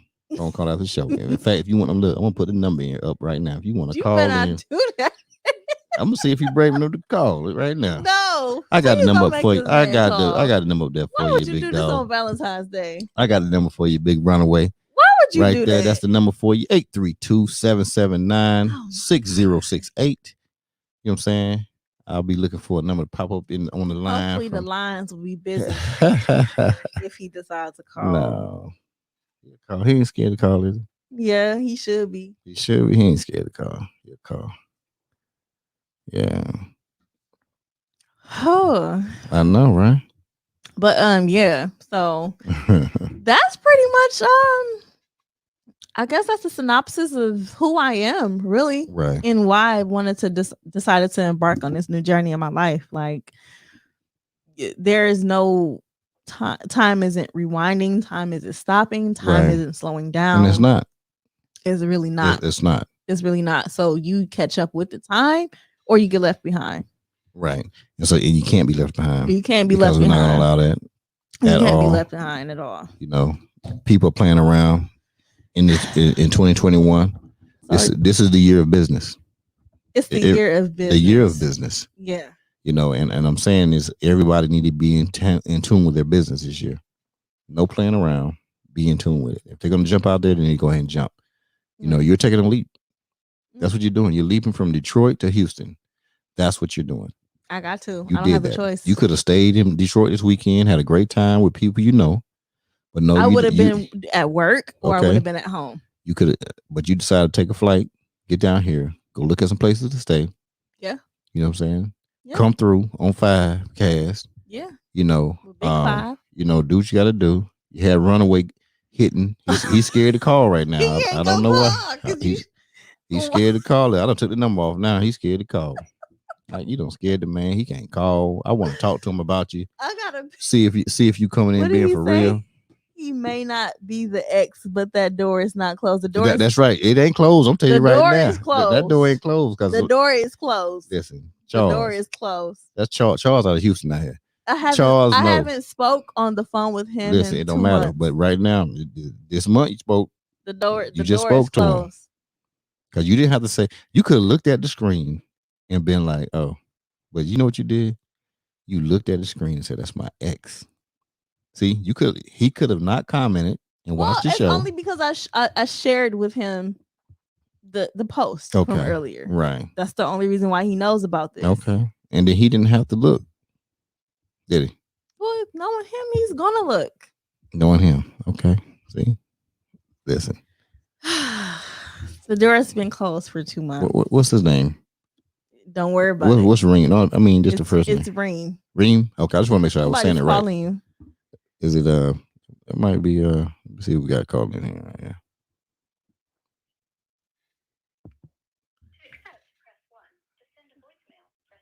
I have to use the restroom.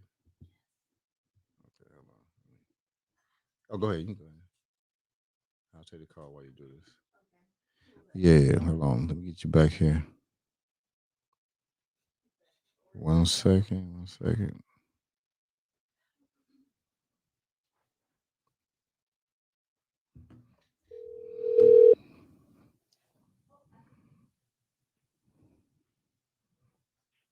Answer. That is 5 Cast. Who we got online? This is Tony.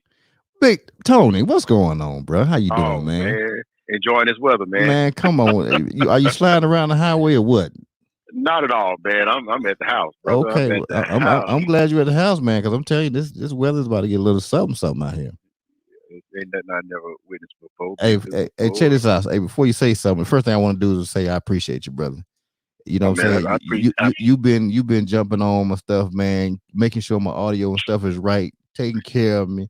You know what I'm saying? Being early. You know, even if stuff is moving a little late, you'll still come back and I mean, I appreciate you, bro. You just don't know. I was talking about you today. I promise you. Oh, listen, you was in my mouth today.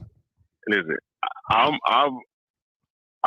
glad I found your show. You know, I was a subscriber with Jay Rich, of course, and I found your show through her, of course, or whatever. But listen, every time I listen to a show or I'm watching a show or whatever, I pick up business pieces of something that I can use in my life. You know what I'm saying? Okay. So that's why as a matter of fact, I'll tell you this. You're the only person that I'm subscribed to on YouTube where I got the notifications on. Are you serious? You know what I'm saying? I'm serious. You know, and I'm country boy, man. I watch stuff from logging to this, that, and other. That's me. I'm all over it too, man. Logging, trucking. Listen, I don't care if you're doing a hog killing, making hog head cheese. I'm on you, baby. I'm on you. You're right.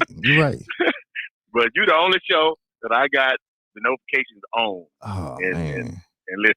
So, like I say, every time I get a show, I get bits and pieces of stuff that I can use in life. You know, or you can use in what I'm doing. You see what I'm saying? So, So, man, I appreciate it. You know, the feeling's mutual. Well, I'm telling you, I definitely appreciate it. Let me ask you something though, if you don't mind. Yeah. What what's been the best show that you got something out of so far? Best show. Yeah, and I know I'm still young in this game, man. Like I said, I'm still trying to figure this podcast game out, right? But but which one? I tell you, you're doing pretty doggone good, but let me see, man. I get time for every show, but the brother that you had in a week ago or whatever, that came down to pick up trailer or whatever. I don't remember his name right now. Jerron. But Jerron Ham, Yeah, but when he went through the whole point of the LOE, level of effort, this, that, and the other, and bill for it and all, that stuck. I'm telling you that stuck. That level of effort stuck. That stuck. And I already kind of had that mantra of mindset anyway. Right. But when he gave me them 3 letters and he said the level of effort, I'm like, bam, that's what the heck I'm gonna call it from now on. Hey, but, and it stuck with me too, because probably the last 2 shows, when people were talking about something, I brought it up. You know what I'm saying? I would say, they go to LOE. There's the LOE again. Yeah. And that one, man, when you had let's see, the sex appeal coach, when you had her, just listening to her talk, right, I realized there's certain things that I could do better within my marriage, especially when it comes to because my wife tells me all the time, baby, you don't talk to me, and I feel like if I talk to you all the time, right. but listening to her on your podcast, it made me realize, okay, maybe I need to give a little extra effort in the way I'm communicating to her, because it's like I'm speaking to. I guess to her, I'm speaking a foreign language and ain't really telling her. She ain't hearing from me what she wants to hear from me. So I So that's another thing. I've been following Jay Rich, man, since she was acting the oil pads, this, that, and other, and everything. You know what I mean? So, right. Yeah, me too. Me too. We go. Yeah. I go back with it during the time period too, man. You know. And what else, man? The K-Rob, with the 4XP or whatever y'all was saying. Right, the 4X, yeah. So I ain't involved in it yet. Right. But my boy is like 18. I sent him. I say, hey man, you know what this is? He's like, yeah, Dad, I know what that is. I say, okay. Right. What else you want to tell me about? You know, so I'm trying to pique his interest in the other things other than I don't want him to be like me, for instance, growing up, right? When I growing up where I grew up at, the deal was, hey man, you got to go to work, right? Mm-hmm. You know, but working harder don't mean getting further ahead or getting ahead. You follow me? Right. So it's his senior year of school or whatever, and I'm picking his brain every day. You know what I mean? Right. What you interested in? You know, there's other ways to make revenue or make money besides just working. You don't be working all your life, but nothing. You know what I'm saying? So anyway, so but yeah, K-Rob. I get something every show, man. That show with when I say I got 7 hours of video or podcast I got to go back through because that night with Jay Rich 2.0. Oh, with Tiffany and Tiffany Blue. Spark. Yeah, man. Let me tell you, boy, that was the one right there. See, them two shows. Yeah. I was on the road, so I couldn't get them when I needed to be asleep when y'all was on or whatever. Right. But hey, I may not go to work this week, so you know I got plenty of time to get that in.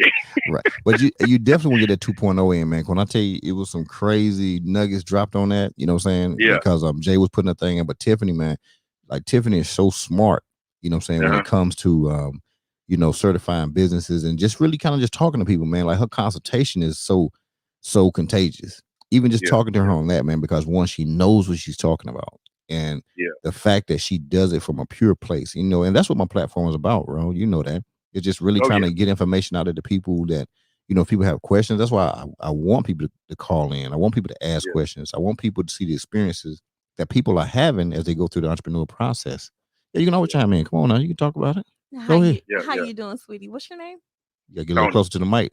Tony, you got to tell her the game here now. She got to get on the mic in here. How you doing, that sweetie? thing ain't going to bite back. It ain't going to bite back unless you bite it. Yeah. What's your name, sweetie? I'm Tony. Tony, how are you? I'm good. I'm good. Did you have any questions for me? Okay. That's what I was calling about. When I said one no should be enough in personal or business life. Mm-hmm. Okay. That's what I was calling about. That's what I was calling. So break that down for me. Break that down for me. So what I was saying was one no, especially coming from a woman, to anybody, personal life or business. One no, if you're not interested, you're not interested. So that's what I was pretty much saying. One no should be well enough. Now, how you say or how you get that no out, it should be interpreted by the person you're giving it to as that no meant no. You follow me? So that's why I was saying that one no should be enough. Period. Whether it's personal life or business, because I'm a crap cat. I hate pressure sales kind of people. Listen, I heard your spiel. I don't want it. You call me back 2 or 3 days later, the answer's still the same. And at that point, if you call me, it's going to be entertainment to me. You know what I mean? Right. Let me hear your sales spiel all over again. Yeah. So, but that's pretty much all I was saying. Okay. I appreciate that. Yeah. So what you be hauling out there, Tony? So I'm flatbed. Okay. Wagon kit. I got a little dump truck, little light duty dump truck. Come on now. Why you gotta say little light duty? Why you gotta say it like that? Because you big bossing out here. That's really what it is. It's a T300 Kenworth. Okay. Single axle, 25,000 gross. Okay. 25.9 gross. But right. But it's just a light duty dump that I only bought specifically for special purpose or for a few customers and that's pretty much. I do some power only stuff too. Right. What else? That's just pretty much about it, man. Okay, so you got your own thing going over there. Yeah. I used to tell people back in the day I own my own job. You know what I mean? That's what. Hey, listen, ain't that a beautiful thing? Man, let me tell you. Man, please. Oh my goodness. Let me tell you. Move when you want. Move when you want to move. Do what you want to do. Yeah. You know, and that's what I try to tell people about, just the entrepreneur spirit. You know what I'm saying? And and if we help each other out here, man, I'm telling you, we can just do so much, right? Man, I bump into so many guys at like truck stops and whatever, and they be like, "Hey, man, that's your truck?" I'm like, "Yeah." It's your authority? Yeah. Man, I want to do that too. Okay, what you waiting on? Yeah. You know. And what did they say?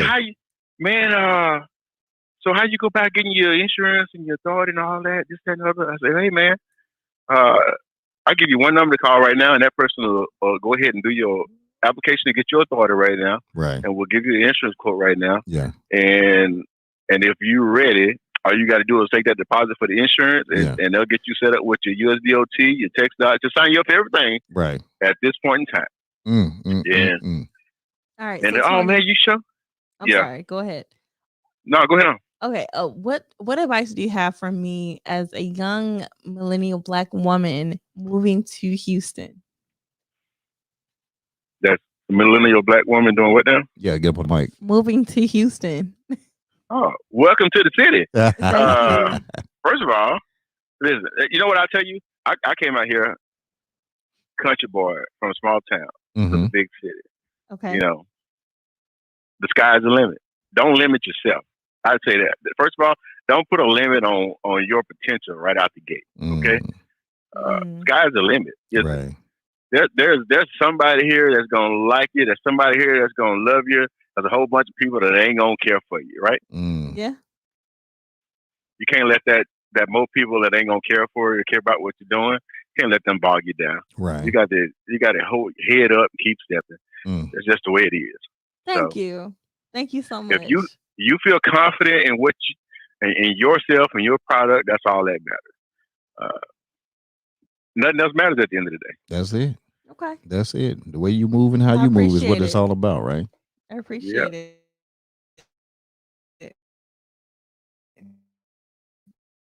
Yeah. Hey, man, how you? Hey, let me ask you, right here, trying to get business. How you truck moving right now? Man, my dump truck makes more. Well, we know that. Listen, hey, right now, hey, we need to talk. For real, like offline, we need to talk too. Okay. So right now, actually, man, the dump truck, I call my dump truck. I call it my bread and butter. Right. Man, that little truck nets more than my semi truck. Right. And it don't go no more than 35, 40 miles one way a lot of times. Right. And so that's my bread and butter. The other truck's my hobby. I know. And ain't it good when you can have hobbies like that? Man, when your hobbies just be this right, you know, easy work my like wife, that. When my wife get that little look on her face, like, I wish she would go somewhere, you know. Then I go to my hobby. Right. Nah. but that's my little dump truck, that little truck it nets more money in a week than my semi. And say what now? And like I said, and I bought it I bought it for a reason. Right. And I'm happy I bought it, you know. So well, that's well, this your number right here. So yeah. So I'm gonna send you a text. Thank you so much, Tony. I'm gonna send you a text. The advice. It's in regard to some dump truck stuff. Yeah, and, that's cool. Because we got one. They can do some things. Okay. That's here, and then even I don't know if you ever thought about having a dump truck somewhere else too. Yeah. You know. But there's one thing I thought about, or there's one thing that I'm thinking about, but I ain't made myself. I ain't crushed the numbers enough yet to make it feel like that it's gonna pay for itself. You know. Right. When I buy a piece of equipment, right, I feel like within a year's time it needs to pay for itself type deal. Right. That's the only reason why I hadn't pulled the trigger on this other little deal yet. Right. But so Tony, I have a question for you.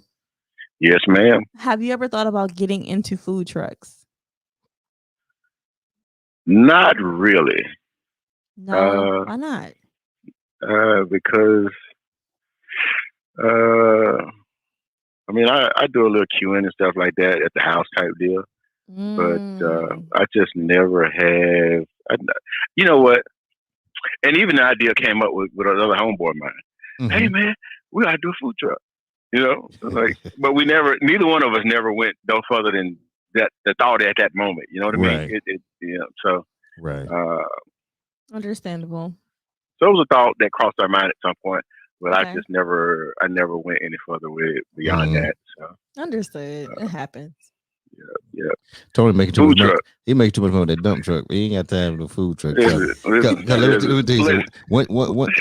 Once you learn that dump truck game, you know, I'm talking to her on this right here. Once you learn the dump truck game, it's a whole different life. Dump trucks consist of it's what? A whole different. Just having dump truck.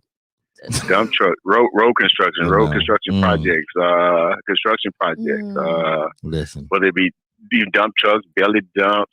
See, you know, I've been looking at things out here too. If I go further west from here, I see a lot of belly dump. Yeah. But in and around the Houston area, it's all end dump mostly. It's majority end dump stuff. And but yeah, it's we gotta keep our eye on everything. You know what I mean? Yeah, you got to. You got to keep your options open, right? If I can find a niche, I'm trying to get in it. You know? Gotta get it. But you know what? But once again, and it's what we talk about here. This is how it happens, right, Tony? No doubt. Networking, communication, talking to people. Yeah. This is how it happens. I'm telling you, because everybody has the ability to make something happen or make things happen or have things. Absolutely. You know. And so if we can, closed mouths don't get fed. There you go. And if we don't share to one another and to make sure we take care of each other, listen, we're just gonna stand still. Yeah, no doubt. Hey, with Tony, I appreciate you calling in, brother. Thank you, Tony. It was nice meeting you. Nice to talk to you. And welcome to, like I say, H-Town. You from Detroit or something like that? I heard, right? Yeah, thank you. Yeah. So hey, we'll be looking for you, you know. Yeah, hopefully y'all can get out of this weather storm that's about to come, the snowstorm that's about to come in a few days. Yeah, I ain't gonna worry about it. Like I say, I'm at home. You know, right. if I don't go to work or start a truck this week, it's gonna be all right. It's gonna be all right. Big Tony making all that money over there, all kinds of money running around there. Just as they used to say, the church, my fast ship. All right, Big T. I appreciate you always, brother. All right, have bro. a good night. Drive safe. Hey, look for the text look for the text from me tomorrow. I ain't gonna mess with you tonight, but I hit you tomorrow. That's cool. Oh, okay. All right. It sounds good, brother. Appreciate you. All right, Thank later. you. Yeah. All right. Yeah. Shout out to Tony. Yeah, I told you. Tony always be taking care of me. Make sure my stuff is straight. Okay. You know, and everything. So let's go back to the comment my ex. Which one? Hold on. Let me go back up here. Okay. I'm not going to give it too much energy. But you giving it energy though. See that was a comment that came up and went down. We don't have to go back to it. Yeah, we ain't gonna go back to that. I'll just have to say this. I take responsibility for what I did, but I'm not the only person. Oh Lord, see, we don't put relationship stuff like this reality TV in here. You know what I'm saying? Your ex is logging in. You did that though. You did it. You stabbed that man on Valentine's Day. I did. You didn't have to do that on Valentine's Day. However, he needs to take responsibility for what he did. So all this putting her on blast stuff is irrelevant. Okay. Well, check this out. Check it out. And this right here, this is real talk, right? So when we look at you coming out here, how long do you think? And she lit up. That's right. You see, Charles seen you. How long are you projecting yourself to work for somebody before you go ahead and start everything? Before you pull the trigger? I'm still. Or you coming out here and pulling the trigger? What you doing?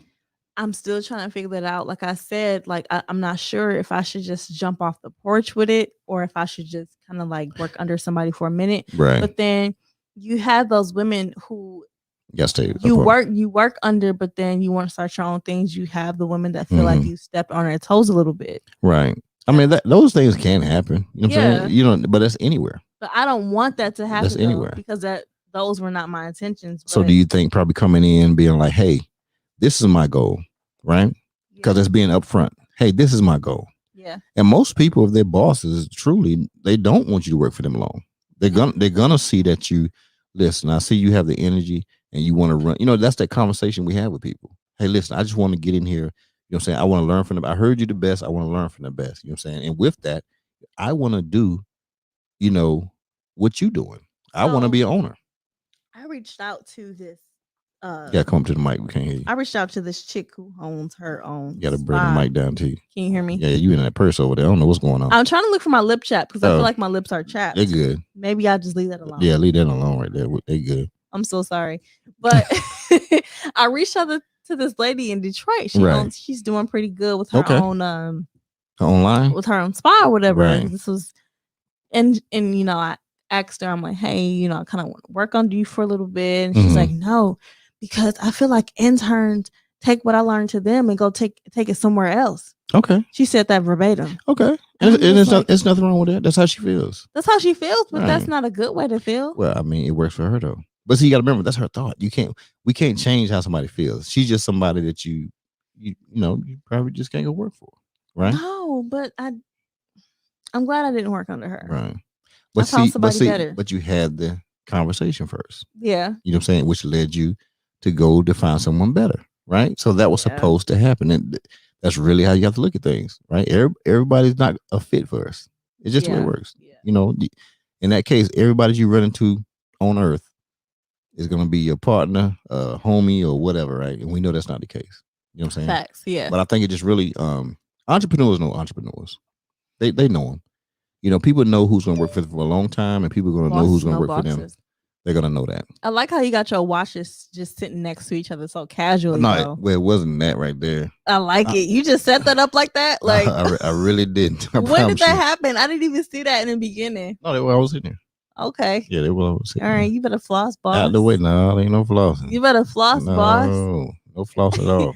Anybody else who got any questions or comments? Oh, so you like the call in thing, don't you? I love it. You love that right there. Huh? See, I love it. Journalism may be your thing.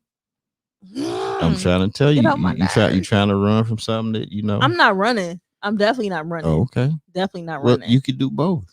Like I said, if the opportunity you could set up itself, an entertainment company, you know, and have people going out talking to people, you know. Yeah.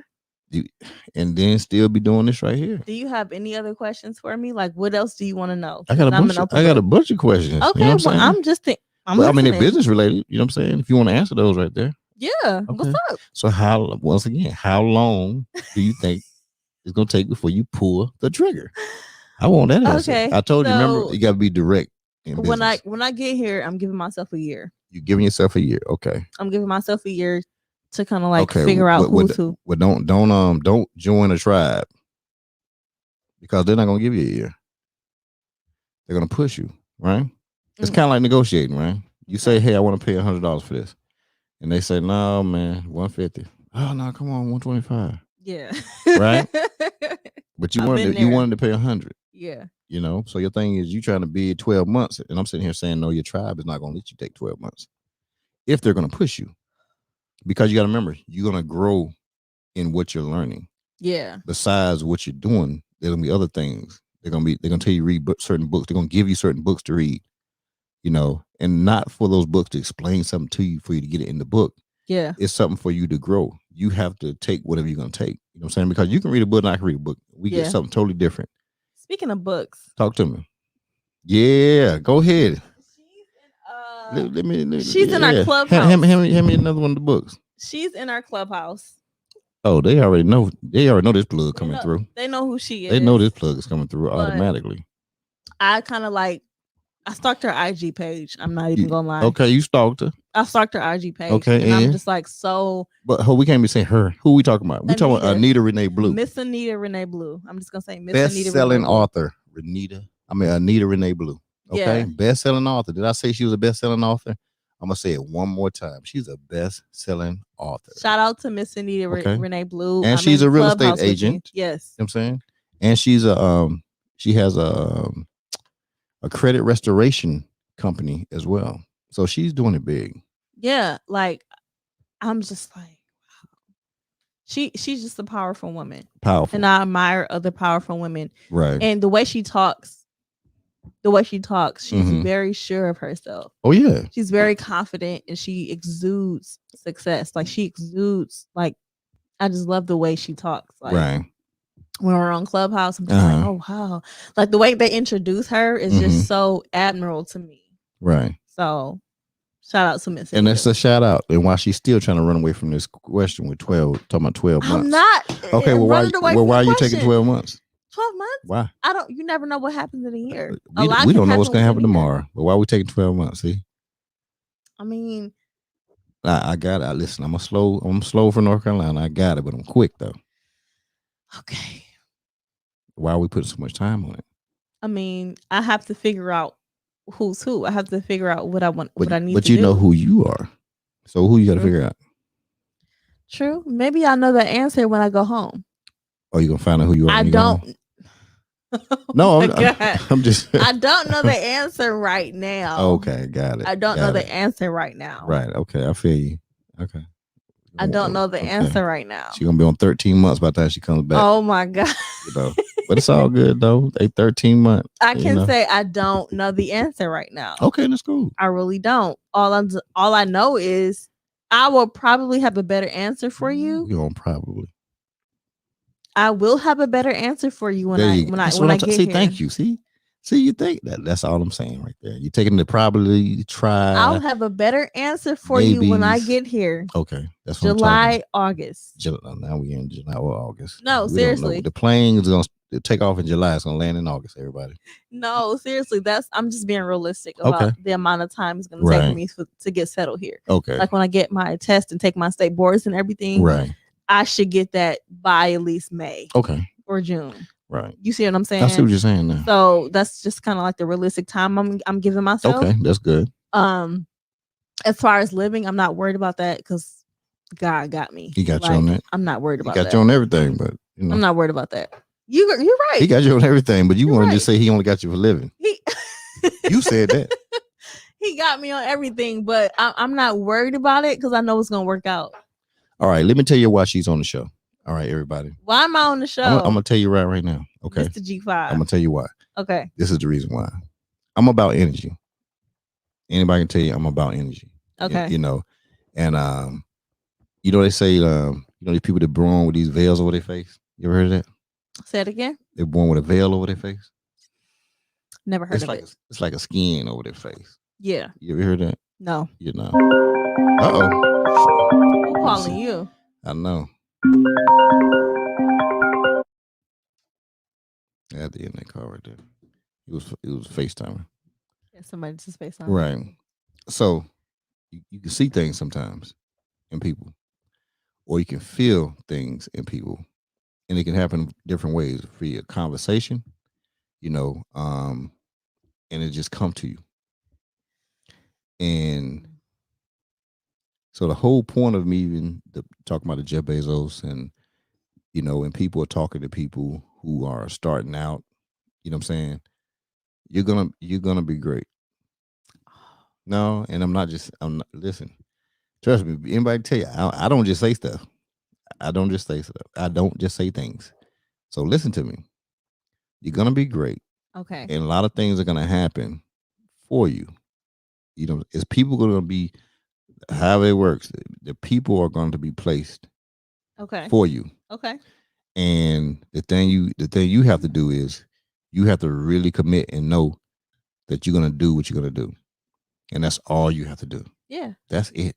So no guessing, no maybes, no trying, no probablys, no I'm gonna try to, none of that stuff. Yeah. Take those things out of your vocabulary.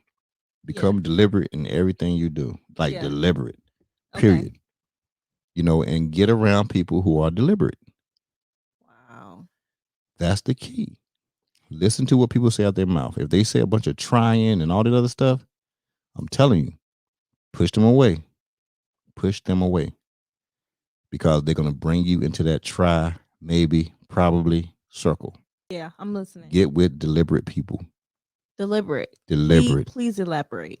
Deliberate. Everything I've said to you tonight has been deliberate. Okay. Everything. Okay. There has been no trying, no guessing, nothing. Okay. You understand? Yeah. Well, if I say, like I was talking to Tony said something, I said, hey, I need to talk to you. We need to connect about something, with our dump trucks, right? He owns dump trucks. I own dump trucks. You do? Yeah. So you do a the lot. thing, no, I don't do a lot. I just do. See? Okay. That's deliberate. Okay. Right? That's deliberate. Okay. And that's what I'm saying. And so the thing about it, when you and I talk, it was like I was listening to you. And I was just listening. I was like, never know who listens. I was listening and I was really listening. So what was your first thought when you were listening to me? What came to mind? You told me we talked on the phone? On the phone in Clubhouse. If you were paying attention. I paid attention. I listened to what you said. And then I was like, okay. I said, okay. You know, she's somebody trying to come to Houston, and she wants to get out there. She's sounding assertive. I heard the assertiveness in your voice. Yeah. So my thing is like, hey, I gotta help her. Yeah. That was it. Point blank. Yeah. And that's kind of like I appreciate that. Putting that hand on people and to make sure. Yeah. You know, and that's what if you're around deliberate people, guess what they're gonna do? They're gonna deliberately make sure that you're good. Intentionally. Direct people can push you further. All day. Go ahead, Victoria. Thomas. Who's Miss Thomas? You know Miss Thomas? No, I don't. Well, listen, Miss Thomas, you just said that thing right there, girl. Direct people can push you further. Thank you so much, Miss Thomas. I do believe that. I do believe that. So, hey, Victoria, in the comments, expound. I wish you, Victoria, can you call in? Just put yes or no in there because I want to ask you something. And typing it back and forth won't. Now, it'll just take too long. Question for you: do you believe that you have a? Okay, so I like to think as certain people on this earth are selected with a special gift, and those gifts give you antennas to connect to the higher power. Do you believe that you are connected to the higher power to deliver the gift that God wants you to get? Do you believe that you're somewhat a messenger for God? You know my answer is going to be right. Yes. Because I'm deliberate. What's my answer going to be? It's going to be yes. No, it's not going to be yes. Yeah. No. It's going to be I think we all are. Why? I think we all are. Because I believe that certain people are chosen by God to deliver a certain task or message. I think we all are. Maybe that's whether we listen. Right? Think about it. Right, I told you I found my purpose how long ago? 8 months ago? 11 months. 11 months ago? 11 months ago. I said I always knew I was doing things a certain way, but I just didn't know why I was doing it. Right? Mm-hmm. So maybe I wasn't listening. Maybe I wasn't really getting it. But I've always been a direct person. I've always been a deliberate person. I've always been somebody that wanted to help people. Always, in whatever way. Even if it costs me all my money. I have a question for you. I'm waiting on Victoria. Wait for you to call in now. So, she said yes, so we're gonna go ahead and get your call. But go ahead. So how do your ideas come to you? Do they come to you in dreams? Do they come to you in plain sight, randomly throughout the day, like epiphanies? How do your dreams and visions come to you? Hello. Victoria? Yeah. Okay.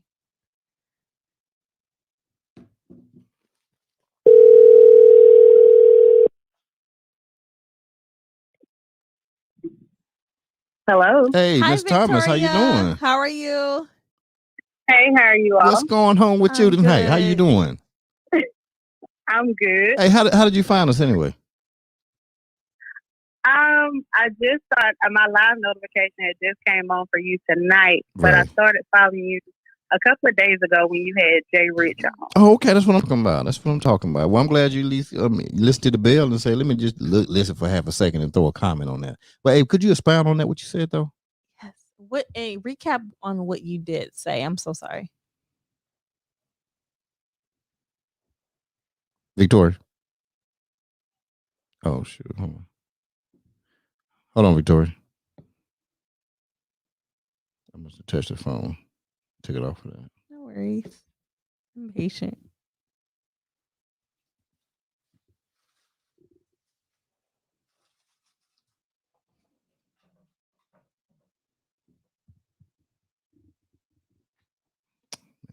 Hold on 1 second.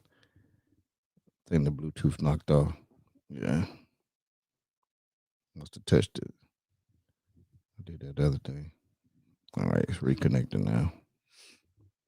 All right, we coming back to you right now, Victoria.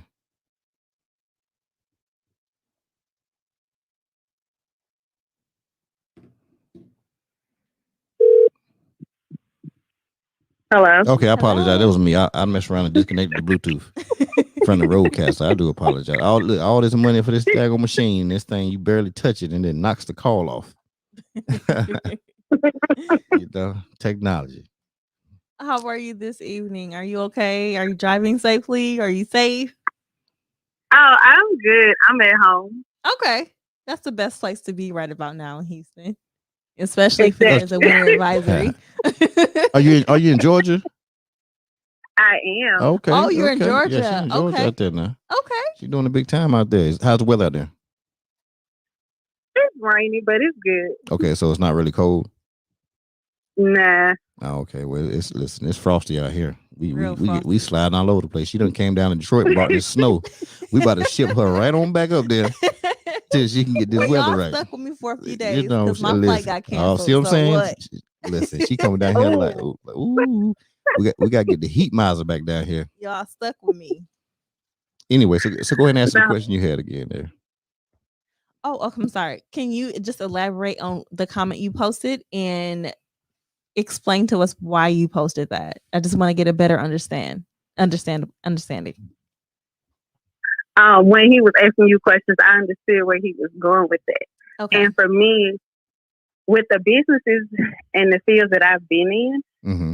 I like people who are direct. Because there's no sugarcoating with that. I don't have to guess what you're trying to say. Right. And for me, I'm the type of person, if you tell me, hey, look, just go left. If you don't go left, this and this gonna happen. Right. I'm gonna go left. But at the same time, if I trust in what you say and I trust your credibility. Right. You ain't got to tell me why you want me to go left. I'm just gonna go left. You gonna hang that left on them. Wow. Okay. See, that's deep, and that's because you deal with deliberate people. Yes, and one thing I think for me has been a blessing is I've always been in a male-dominated industry. Okay. So when you deal with males, and when sometimes you have to supervise males, mm-hmm. it teaches you with men, you just got to be a straight shooter. Don't give me no extra. Don't give me no ifs, ands, or buts. Tell me what it is and let me deal with it how I deal with it. Right. But tell me hands down what you need from me. And at that point, they can deliver or not deliver. But you have to come direct. Right. Nobody can tell what you're meaning or what you're trying to get accomplished if you're trying to go around the bush.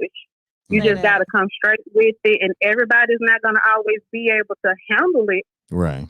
But at the end of the day, you're going to feel better about you because you laid it all out there on the table. Okay. Well, let me ask you this right here. Since you've been in a male-dominated industry, what is the difference you see when you're dealing with males and females? Now, you say with males, you got to be direct, right? Can you be that way with females the same way, or are they going to take it differently because you are a female, or is there an expectation for you to be different? What have you found? If they're not ready for the field of work that they get in, then you have to be more motherly. I'll put it that way. Okay. Yes. And me, off the top, I'm not that type of person. So I've had people do complaints on me anyway because she said this and she did that. Right. Well, it's kind of how I'm built to be straightforward because most of my family was that way. But again, even with these different fields, you have to, some women can handle it. Right. Some women want you to be more nicer to them and more nurturing, as you stated, when they get into a certain field. Right. But when you're dealing with automotive, when you're dealing with trucking, I don't have time to be your friend. I don't have time to be your homegirl. Right. Period. I don't. Period. It is what it is, and we can talk and we can chit chat and giggle and get our nails done after 5.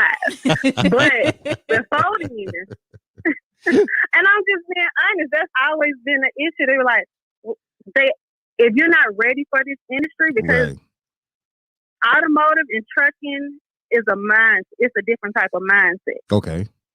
Everybody doesn't have that mindset shift to say, I'm in this for X amount of reasons. I'm here to get this done. Right. Just like with nursing. Okay. People get in it for a check. Uh-huh. It's more than just a check. You have to do it because that's something you like to do. That's what you have to do it because that's a passion that you have, or that's what you call to do out of life. Right, right. That is so true. You know. But so how long you been in this industry? What do you do if you don't mind me asking? Right now I am in the trucking industry. Okay. I do dispatching in the process of you gotta be assertive. To purchase my you got to be assertive in that right there. You do. I'm thinking about you calling them brokers, and they try to lowball you, and they're like, "Oh, you're a female, so I'm gonna get her to agree to nothing," right?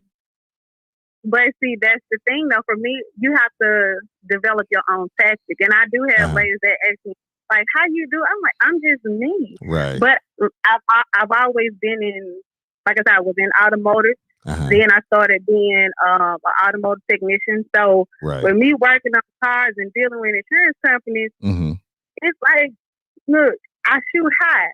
If I shoot extra high in the beginning, right, I'm gonna end up where I want to be. You're gonna end up where you want to be, right? You know what I'm saying? Look, if you wanted $1,000, you're gonna say, listen, hey, 1650, we can make that move for you. Man, 1650. Yeah, listen, man, I'm trying to tell you. Well, shoot, what you talking about? 13? Well, what about 13? No, man, I'm gonna need 14.5.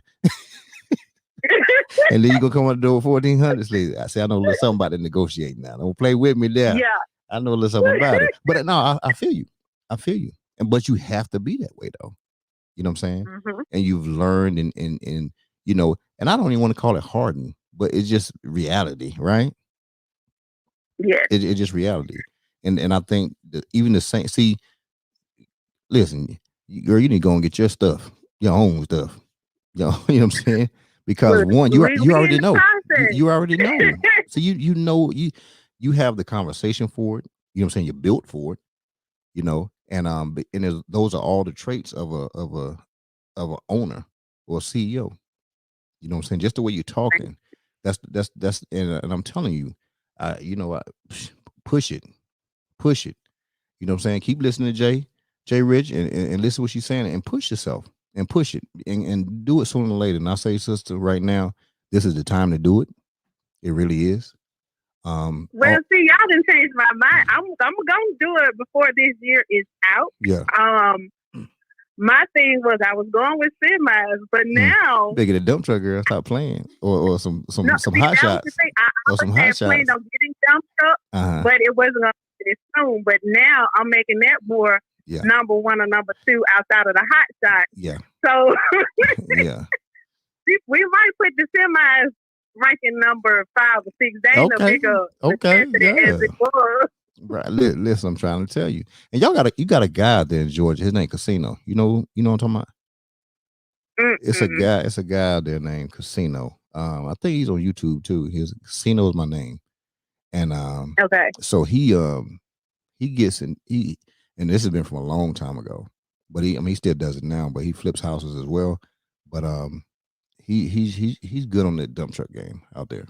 And then if you hadn't listened to, look at my boy Link Global Transportation. That's my boy, my right hand. He out there in Raleigh, North Carolina, doing it big, and it's a lot of stuff coming up out there right now. So that's why I feel like I need to be in North Carolina if I'm gonna get a dump truck. Yeah. Well, when you get your dump truck, just go ahead and make it do it interstate. Don't do interstate. Just gonna do interstate and just we weren't doing that. No way. Move that thing up in move that thing in North Carolina and make it move. And I'm telling you, get with that circle like that. You know what I'm saying? His name is Sean, and or you just follow me on my Instagram, G5 Transportation. Just hit me on my DM, and what I do, I'll link you up with him directly that way. So that one just so you can get this information. You know what I'm saying? Like I said, and from us, it's 100% free.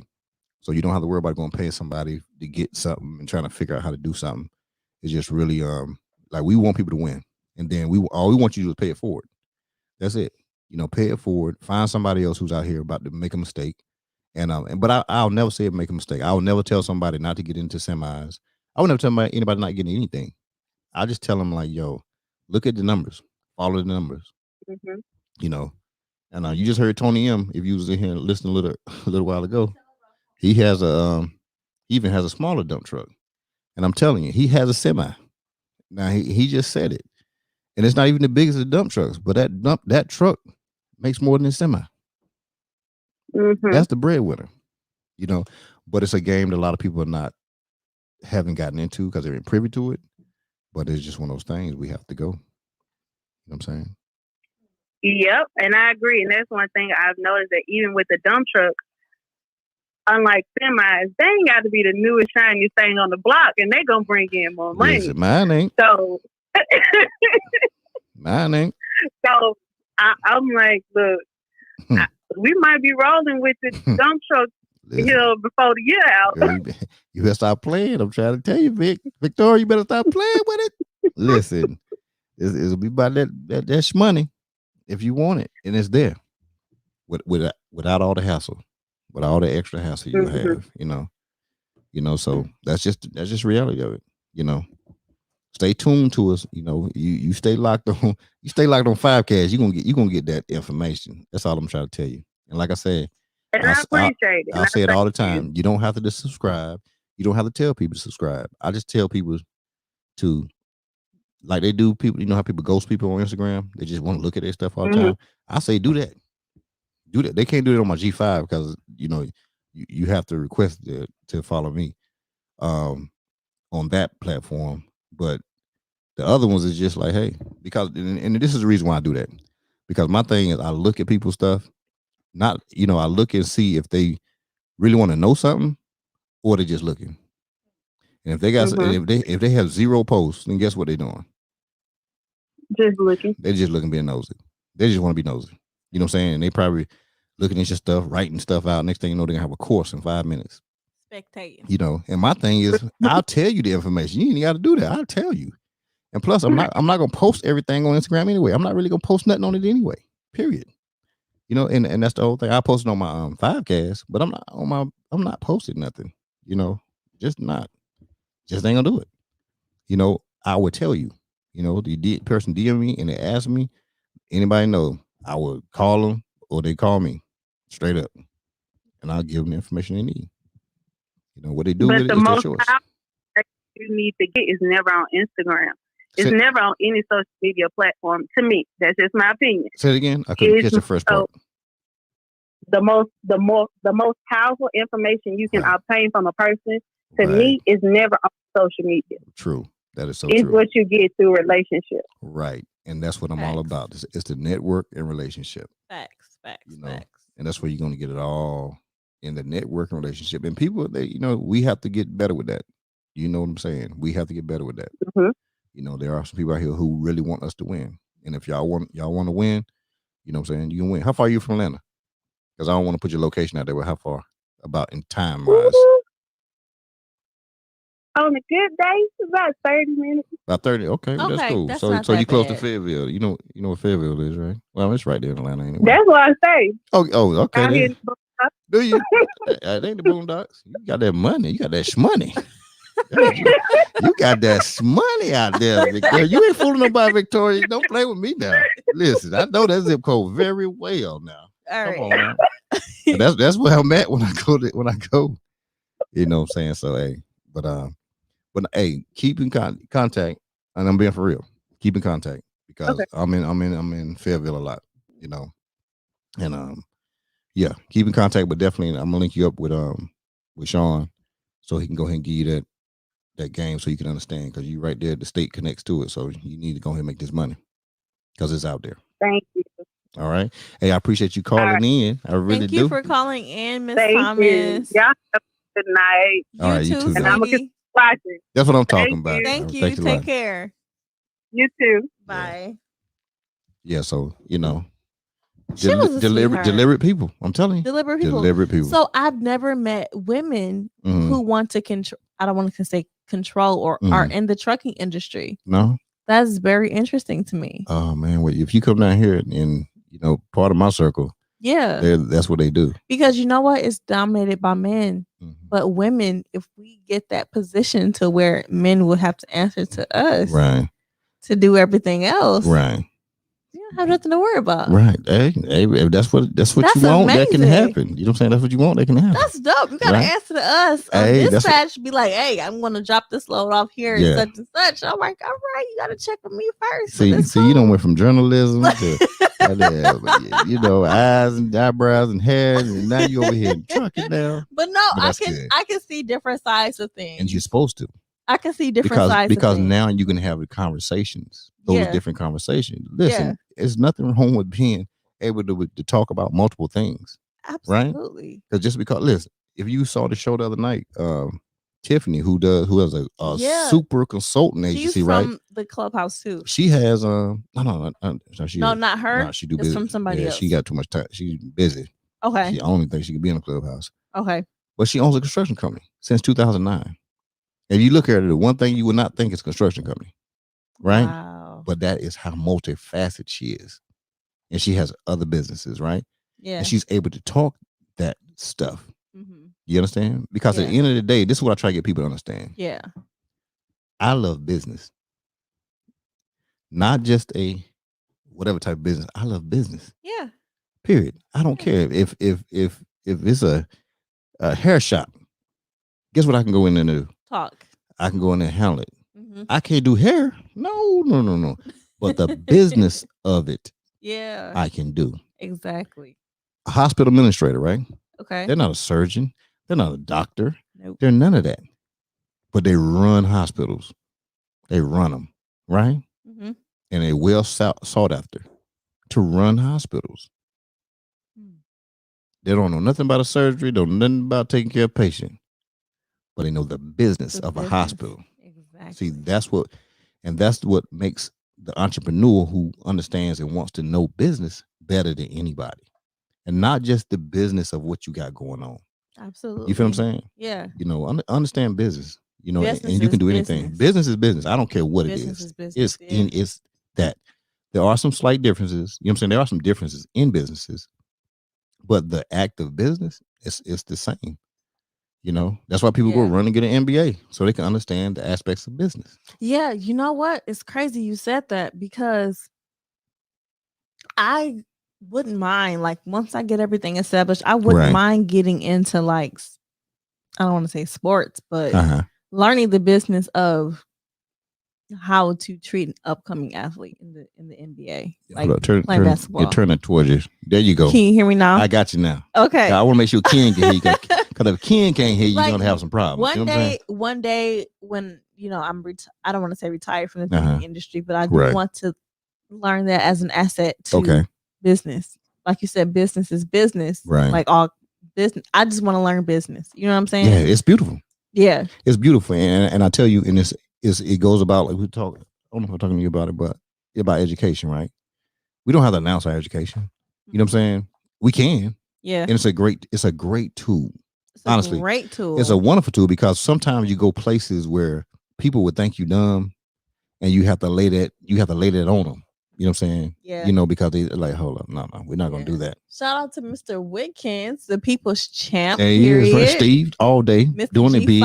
you know what I'm saying? People's champ. No, we're trying to be like, everybody out here on these streets. That's all we're trying to do. We're trying to drop this knowledge and put it out there. You the people's champ, though. No, I'm gonna start calling you Mr. G5. No, don't do that. Mr. Don't G5. do that right there.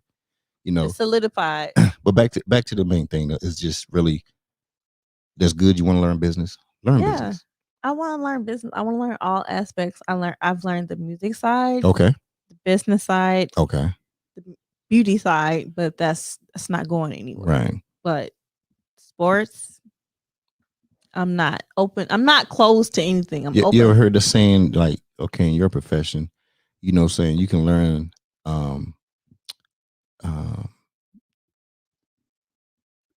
the beauty business? Yeah. You know what I'm saying? But then you need to learn the business. The business of beauty business. Yeah. Of beauty. The business of beauty business. Do you want me to tell you what that is? Go ahead. It's basically, okay. So it's broken down to, I don't want to say ethnicities, but it's broken down to ethnicities. Right. So you have different women that likes certain looks. Okay. But now we're in the world of social media where we can learn how we want to look from TikTok. Okay. And from Instagram. Right. You know what I'm saying? So The business of the beauty industry is whatever is trending at the moment. Right. Whoever wants to look like Kylie Jenner with the big lips. Right. You Instagram and search the lady who knows how to give you big lips like Kylie Jenner. You know what I'm saying? It's very weird. But the business, but there's people that had big lips before Kylie Jenner. So that's where I'm lost. Yeah, the business of the beauty business is all about making your client look as natural as they can while spending the money that they want to spend, but without letting the people know that they had cosmetic surgery. You get what I'm saying? You get what I'm trying to say? It's like a personal enhancement. I get it, but woo. Yeah, the beauty industry is very weird. It's some people that want you to know that they've spent the money to look how they look now, but it's some people that don't want you to know anything. So you kind of have like a that's the business of us all. Like, so what are you gonna do once you get in there? Hard. I want to do it all. What part are you gonna do? I want to do it all. Like, well, to do like Botox and injections and things like that, you have to have like a nursing background. Okay. And to be honest, I'm not going back to school another 10 years to learn that. Right. You got 10 years to shoot somebody up with some Botox. To say, I don't want to say I'm not going to do that. Right. Who's to say I'm not going to do that? Okay. Well, you can hire. I'm not shutting it out. So we're gonna go to the business side of it. Okay. You can hire people to do that. Exactly. See what I'm saying? You see what I'm saying? Yeah. So you can't take yourself out of the picture of things just because you won't particularly do it. Yeah. You know, there's nothing wrong with that. Yeah. You know, some people own businesses where they don't do any of that stuff. Yeah. But they own the business. Exactly. Right. And I can hire people to do it for me. There you go. So if you're thinking from the business side of it, right? Yeah. There you go. You don't have to do everything. You know, it's sub it down to people. You know, walk over there and say, hey, you know, hey, y'all see y'all doing this stuff right here. Like, yeah, man, we don't really want to do it. Yeah. Hey, pay me to do this. Pay me to do it. They're like, okay, we're gonna pay you to do it. Now you go find people to do it. There's a lot of Black women who do have Botox and who do want Botox. And it's crazy because like we don't, you know, like we age pretty good. But they want it though. But they still want it. Like me, I want lip injections. Okay. Hell yeah, I'm gonna get lip injections. You said why would I want it? I don't know. Like it's just some things that you want, you can't explain why you want. You right. You know what? It's what you want. It's what you want. You know what I'm saying? One day, maybe if I still feel the same way, I'm going to get lip injections. Okay. But yeah, like you said, it's a lane for everything. Learning the business of the beauty business. But learn the business and be the business and be the best at the business. That's the main thing. You know what I'm saying? And that's my advice to you. You know what I'm saying? Do that. And I'm telling you, go far. Let your tribe adopt you. You can't jump in the tribe. You just gotta figure out who's who. You know, the tribe, they grab you. That's how it works. Yeah. You know, it's kind of like walking through the woods. You can walk through there and be safe, or you can walk through there and something will snatch you. Yeah, but you see, the one thing about the woods is if you don't survive in it, you kind of become it. And you figure out how to eat in it. Well, that's because nobody from the tribe snatched you. That's why. Right? You learn how to and the snatch is a good thing. So the woods is represented as business. Business is the woods, right? Yeah. We can walk through there and be totally lost in business because nobody grabbed us. You understand? And snatched us in and said, hey, let me get you on the right path. So you're not just walking through the woods. We're gonna put you on the right path. You choose it, but we're gonna put you on the right path. I feel and that's what it's all about. But in the meantime, you're gonna have to figure out how to eat like the rest of the wolves. No, you don't. Why? Why? Tell me why.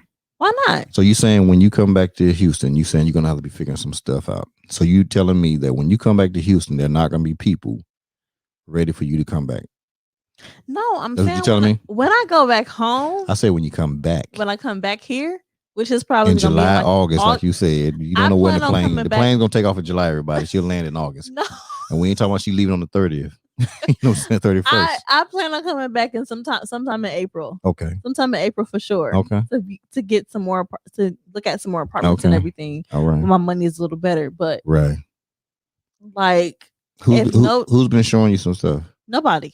See, I've been looking for it. Once again, I've just been out here looking for different stuff. This child here, listen, I'm out. We're gonna get you snatched. We're gonna get you snatched. Don't worry about it. We're gonna get you. Wait for somebody to come to me. You don't have to wait. You just, hey, does anybody know of somebody? But oh yeah, I got you.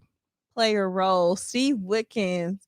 Yes, Mr. Wickens. What exactly does that mean? Play a role could mean so many things. What does that mean? You know she got questions, Steve. It's a broad. You can't do that. Steve, now you got to call in, Steve. It's a broad spectrum, Steve. All right, we need to know exactly what play a role means. Steve, you got to call in now. The number's coming back up. The number's coming back up, Steve. But there it is, Steve. You cannot type anymore. You gotta call in. Now you gotta call in. Let us know what's going on. Okay, play a role. Play a role can mean so many things. You know, because often we don't know what our roles are. Right. She don't know what a role is, Steve. So she needs you to tell her what the role is. But before he calls and she's waiting on you to call in right now, Steve. Before he calls in, what else do you want to know? What else haven't we touched on? Okay, I have a great topic. For those we don't have to vent topics. You know what I'm saying? The topic is you.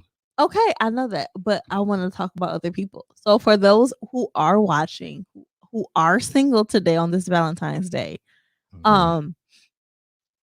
what does self-care mean to you? Do you feel like you have to be validated by a day in the year, or what? You know, how did you spend today? Slide back this way a little bit. Can you hear me? No, because you're coming out of the frame. Okay, you're gonna be all the way on the wall in a minute. How did you spend today? For those who are watching, my ladies and my gents, how did you spend today? Whether it was with your significant other, or if it was by yourself, how did you spend today? Whether you're in Houston, if you're not in Houston, if you're not in Texas, just let us know how you spent your day. And if you're single, you know, possibly call in, comment on how, you know, in the future years to come, if you are single, how can you deal with this day? How can you cope with this day on being single? What are some things you can do for yourself to make yourself feel good on Valentine's Day? Her journalism, she said 30 questions in that one question. and then you ask her to answer it. What's going to happen? Now you answer the question. I just want to know. No, you answer the question now. What are some You answer the question first. Okay. We heard all 13 of the questions. So the main question. Now you're going to say the main. What are some things today? If you're single, what are some things that you can help yourself? How can you feel good? No, you asked about today. You asked if one single day validates. That was one of your questions. Okay, in the beginning. But the main question is, if you are single, what are some ways that you can make yourself feel good on today? What are some tips that you can help our singles who are listening or who are not listening? So what are some ways that you make yourself feel good about being single? So now answer the question. Yes. Answer the question. Yeah. Well, for me, I'm a music lover. Okay. So I create playlists like I just love music. So I create playlists. Like if I hear a song, then I'm like, okay, maybe I can follow some songs that are similar to this song. So I'm a playlist creator. Okay, go ahead now. You best believe that I'm a playlist. So you know how to move the songs from one thing into your playlist. Yes, I'm a playlist creator. Her playlist game is strong, everybody. My playlist game. Okay. Listen, don't come for me. So if you sad, you know what song to put in there. So why would you do that? Why wouldn't I do that? Why would you do that? Why wouldn't I do that? That ain't. It's a playlist for lovers. No, I said if you feeling sad. No, if I'm feeling sexy. If I'm feeling sexy. Sad. I said no, but I said if you're feeling sad. But I don't feel sad. Okay then, but you admitted I'm feeling sexy. Okay, well that. If I want a sexy playlist, I know exactly what I want on my playlist, and I know exactly what I want to listen to. If I'm single, so that's on Valentine's Day. So you do that on Valentine's Day as a single. Yes, because I'm single and then you think about Runaway Rain. It doesn't have to be about anybody else. Why does my Valentine's Day have to be centered around somebody else? Oh, it should. No, I'm just saying. No, I'm not saying it is. I'm just saying. So a song doesn't remind you of anybody? No. A time period? It reminds me of me loving myself and having fun. Okay, give me one song that you with when you with Runaway Rain. I Invented Sex by Trey Songz. I love that song. No, give me a song. Yeah, listen. Give me a song that when you were with Runaway Rain, that was popping. We're not about to do that. No, that's an invalid question. I'm trying to give you an example of what I'm trying to say with this playlist. Just give me a song. Yeah, just give me a song. I'm not giving you a song because that's so that song would never be in the playlist. No. Ever. No. But that song was out. I'm not giving you a song. Right. That's my point. Because the songs would take us to, you know what I'm saying? If we had someone if we're single and we had someone during that time and it was our jam, it didn't have to be me and you and that person's song, but it was a song that was popping when you and the individual together. So now you throw that in. Not matter. So you throw that in the playlist because we are not together. Okay, well, name the song. And I don't want anything to remind me. Like, why? So that's my point. So you just validated my point. So you doing a playlist of songs when you were just single all the time, then, right? Playlist. So your playlist is just from songs. No, with songs that I feel good about myself. Okay. I have Lizzo. Ed Sheeran, anything from Ed Sheeran to R. Kelly. I know the situation with him is crazy, but he did make great music. But we're talking about the music. We ain't talking about his personal life. Exactly. His personal life and his music, two different things. Exactly. I got everything. When you about the business, you can separate those two. I got everything from Prince to her to SZA to I have everything on my playlist. Okay. So you just make playlists on Valentine's Day. That's how you take care of yourself. No, I make playlists in general.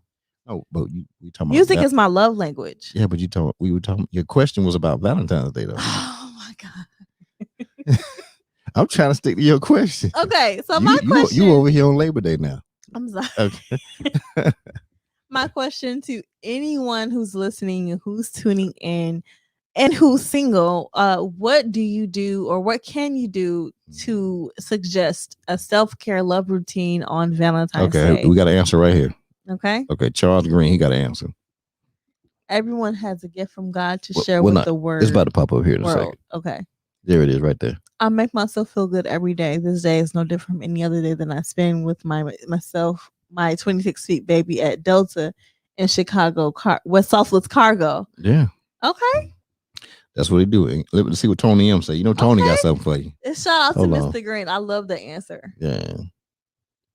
I like that dually that he got right there with them big feet on it. Honey M, I spent the day, make breakfast. Oh, good groceries, wash it down, then the grown folks things. Okay. Ooh. Went for supper. Yeah, Tony M. Hey, that's what that breakfast do for you. Hey, Tony, that's what that breakfast do for you. You know what I'm saying? That breakfast got him right. Shout out to Tony M. Oh, Tony. You know what it is. I like Tony. He's from the country. So, no, I'm a country boy. He said we went out to supper. Supper is some southern shit. It is. I'm saying that's supper. See, dinner. People don't understand what dinner is. People think dinner is the last. That's before supper. What's supper? That's like you going out to eat at nighttime. So what's dinner? Before then. Okay, so what is it?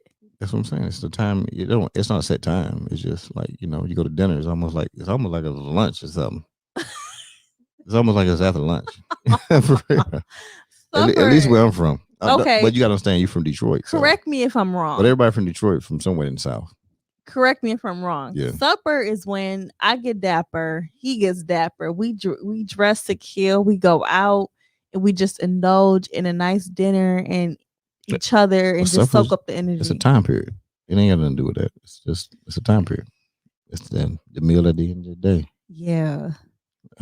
School me. Victoria broke something down. Let's see what she got to say in Georgia. Yes, ma'am. Let's see what she said. Hold on. Survey said. Boom. It's gonna pop up. There it is. If there's self-love, Valentine's Day is every day. Yes.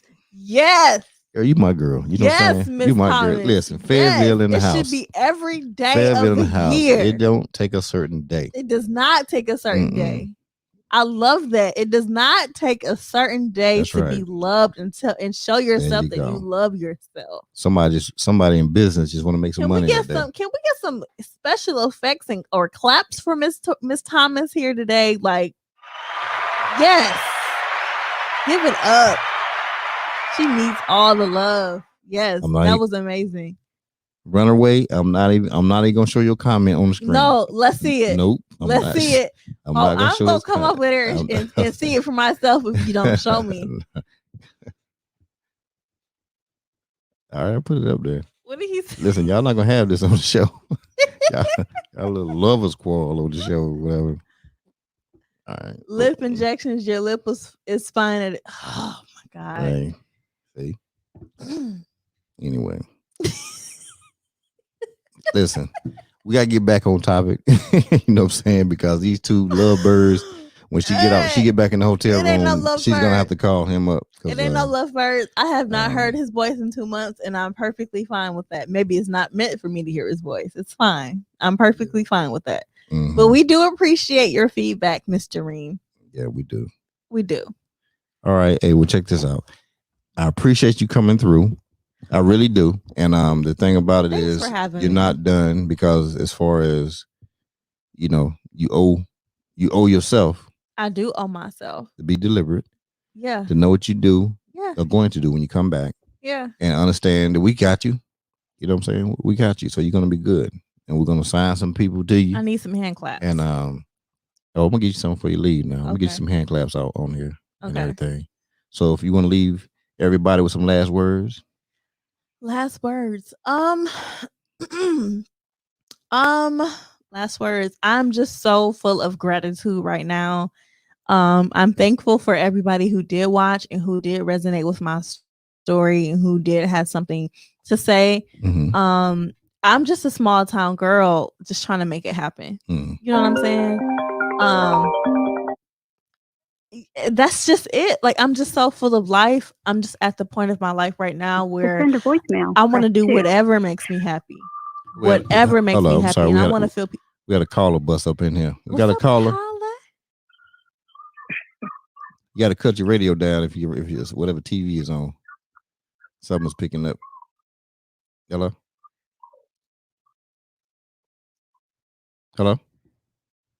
Hi, caller. How are you? Hello. Do you need me to get a certain voice going on? Because I can't do that. It is radio. No, I think. Hello, caller. How are you?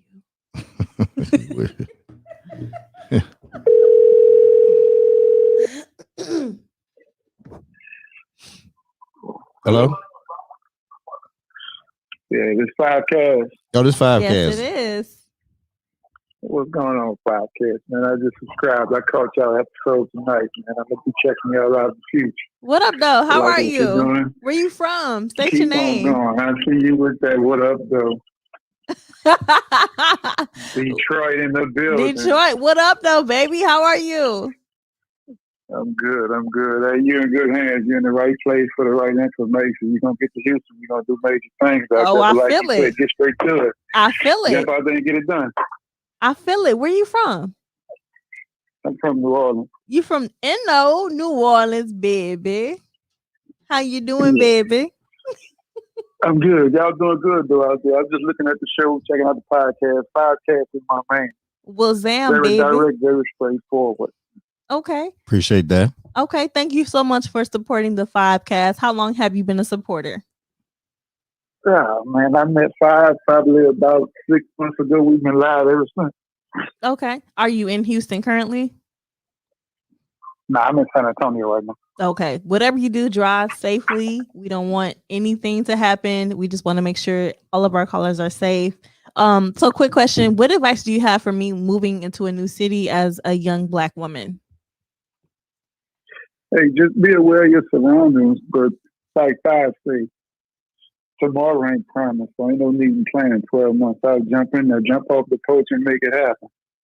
Okay. In this game, it's all about networking. You know, you're dealing with 5, so you're going to build a network. Okay. All right. Thank you so much. Ain't no problem. Y'all have a good night. All right, now appreciate you. Too, sweetie. Tomorrow, okay. Man. Keep on doing it, man. I love it. I love it too, bro. I appreciate you, man, all day. One, my God. You are going to make it happen and not try to make it happen. That's right. Yes, Mr. Green. I'm going to make it happen. I have to go back home to tie up some loose ends. But when you see me again, just know it's real. Just know it's real. And that's what it's all about. That's what it's all about all day. Hey, well, appreciate you. You know, you're doing great things. Thank you. You're going to do great things. Thank you. And like I said, you ain't have to worry about nothing. You're going to be good. Thank you so much. You're in good hands out here. I don't know if you know how much this means to me. For real? Like, seriously, I just don't know the words to express how much I'm so thankful for this opportunity. Oh, man. Like, I'm really excited about this whole thing. Well, you should be. I mean, you should be just happy for yourself is what I'm saying, because I'm happy for myself. I think you're coming into the city the right way. Because I believe in omens. Omens? Okay. And I believe in good omens. And when good omens happen to you, it doesn't happen to you for no reason. It happens to you because you're chosen. Right. You know what I'm saying? So I'm just grateful. I'm soaking it all in. Oh, no, you good. You good. Trying not to cry. Hey, everybody. Hey, don't forget to join me the rest of the week. I have my guest list coming out tomorrow. A strong week next week. Got some more, some heavy hitters coming through with some great knowledge, some stuff they're gonna put out to people, man. Definitely be on tune for that. And as all times, I appreciate you. It's all about that business. So hey, let's make it happen. Let's make it happen, baby, Mr. 5. Yeah. It's the king of love track, baby. Take, wheel. Take, wheel. Everybody take, wheel. Come on, take, wheel. To the take, wheel. Everybody take, wheel. We got to speak to me, bitch, I don't give a fuck. Give you a jab to the nose and make you say what's up. I'm in the club, nigga, tuck with the long barrel. When the music stop having say goodnight, it's carols. People hate me, man, I really do know why. They see the wings on my back and they know I'm gon' fly. So what the fuck's supposed to do? Just try to please people. Got my Indian crew family and I don't blame people. Remember, used to put newspaper in my tennis shoes. Used to walk around in them tennis, the mini shoes. For party nigga, I was too thugged out for that. Never told all my enemies I couldn't be a rat. But niggas told on me, nigga, they got it in return. Now in they mama's living room in a nice skirt. Fuck you your whole crew, bitch, cause you gon' get caught. Blow your brains out in your lap, now hold that phone. Motherfuckers stop pretending of a new ever. Say we're getting it poppin', nigga, cause I'm so clever. You can love me, you hate me, nigga, but I'm still ready. T5 legacy never in the bitch, stop pretending. This is the beginning of a new era. Say we're getting it poppin', nigga, cause I'm so clever. You can love me, you hate me, nigga, but I'm still ready. T5 legacy never in the bitch, stop pretending. This is just for my killers who just straight up murder. Leave you in the sewer dead just like a ninja turtle. I got connects with the real fucking black mob. And I'm trying to get it right with my man God. So any drama, don't believe me that there's no problem. Niggas will torture your ass, you wish they fucking rob you. Menace to society, that's my favorite one. Desert Eagle 50 caliber, that's my favorite gun. My nature gunning, yes I'm gunning for the fucking dome. You the homie kid cause you always running fucking home. MBK got a boy, your house will clap it up. I run my mouth like a big booty bitch, I can back it up. Try niggas on pickups just like they did at Jasper. Keep fucking around, your new friend is gonna be Casper. You gon' be in the casket, people chronic company. So many hoes ain't taking can't play golf for me. Motherfuckers stop pretending of a new era. Say we're getting it poppin', nigga, cause I'm so clever. You can love me, you hate me, nigga, but I'm still ready. T5 legacy never in the bitch. This is the beginning of a new era. Say we're getting it poppin', nigga, cause I'm so clever. You can love me, you hate me, nigga, but I'm still ready. T5 legacy never in the bitch. Fuck that shit, boy, I'm tired of being nice. White shit in your head, this Mac is not my fucking life. I keep the termites fed like a pistol, stay with some lead. Like Marita, dog, stay with some bread. I lived in the trailer, not no projects. They still got it, but you puttin' on my mindset. I kill niggas, dog, and also I kill time. Tell out my snitches, head to fucking moms. Niggas tell on me, goddamn, they drop a fucking dime. Your brains are gone, now you out of your fucking mind. And niggas know I fight you, bitch, young bitch, stop. But they don't fucking understand to get the bitch to that head, they gun clap. Niggas stop beginning of a new era. Say we're getting it poppin', nigga, cause I'm so clever. You can love me, you hate me, nigga, but I'm still ready. T5 legacy never in the bitch, stop beginning. This is the beginning of a new era. Say we're getting it poppin', nigga, cause I'm so clever. You can love me, you hate me, nigga,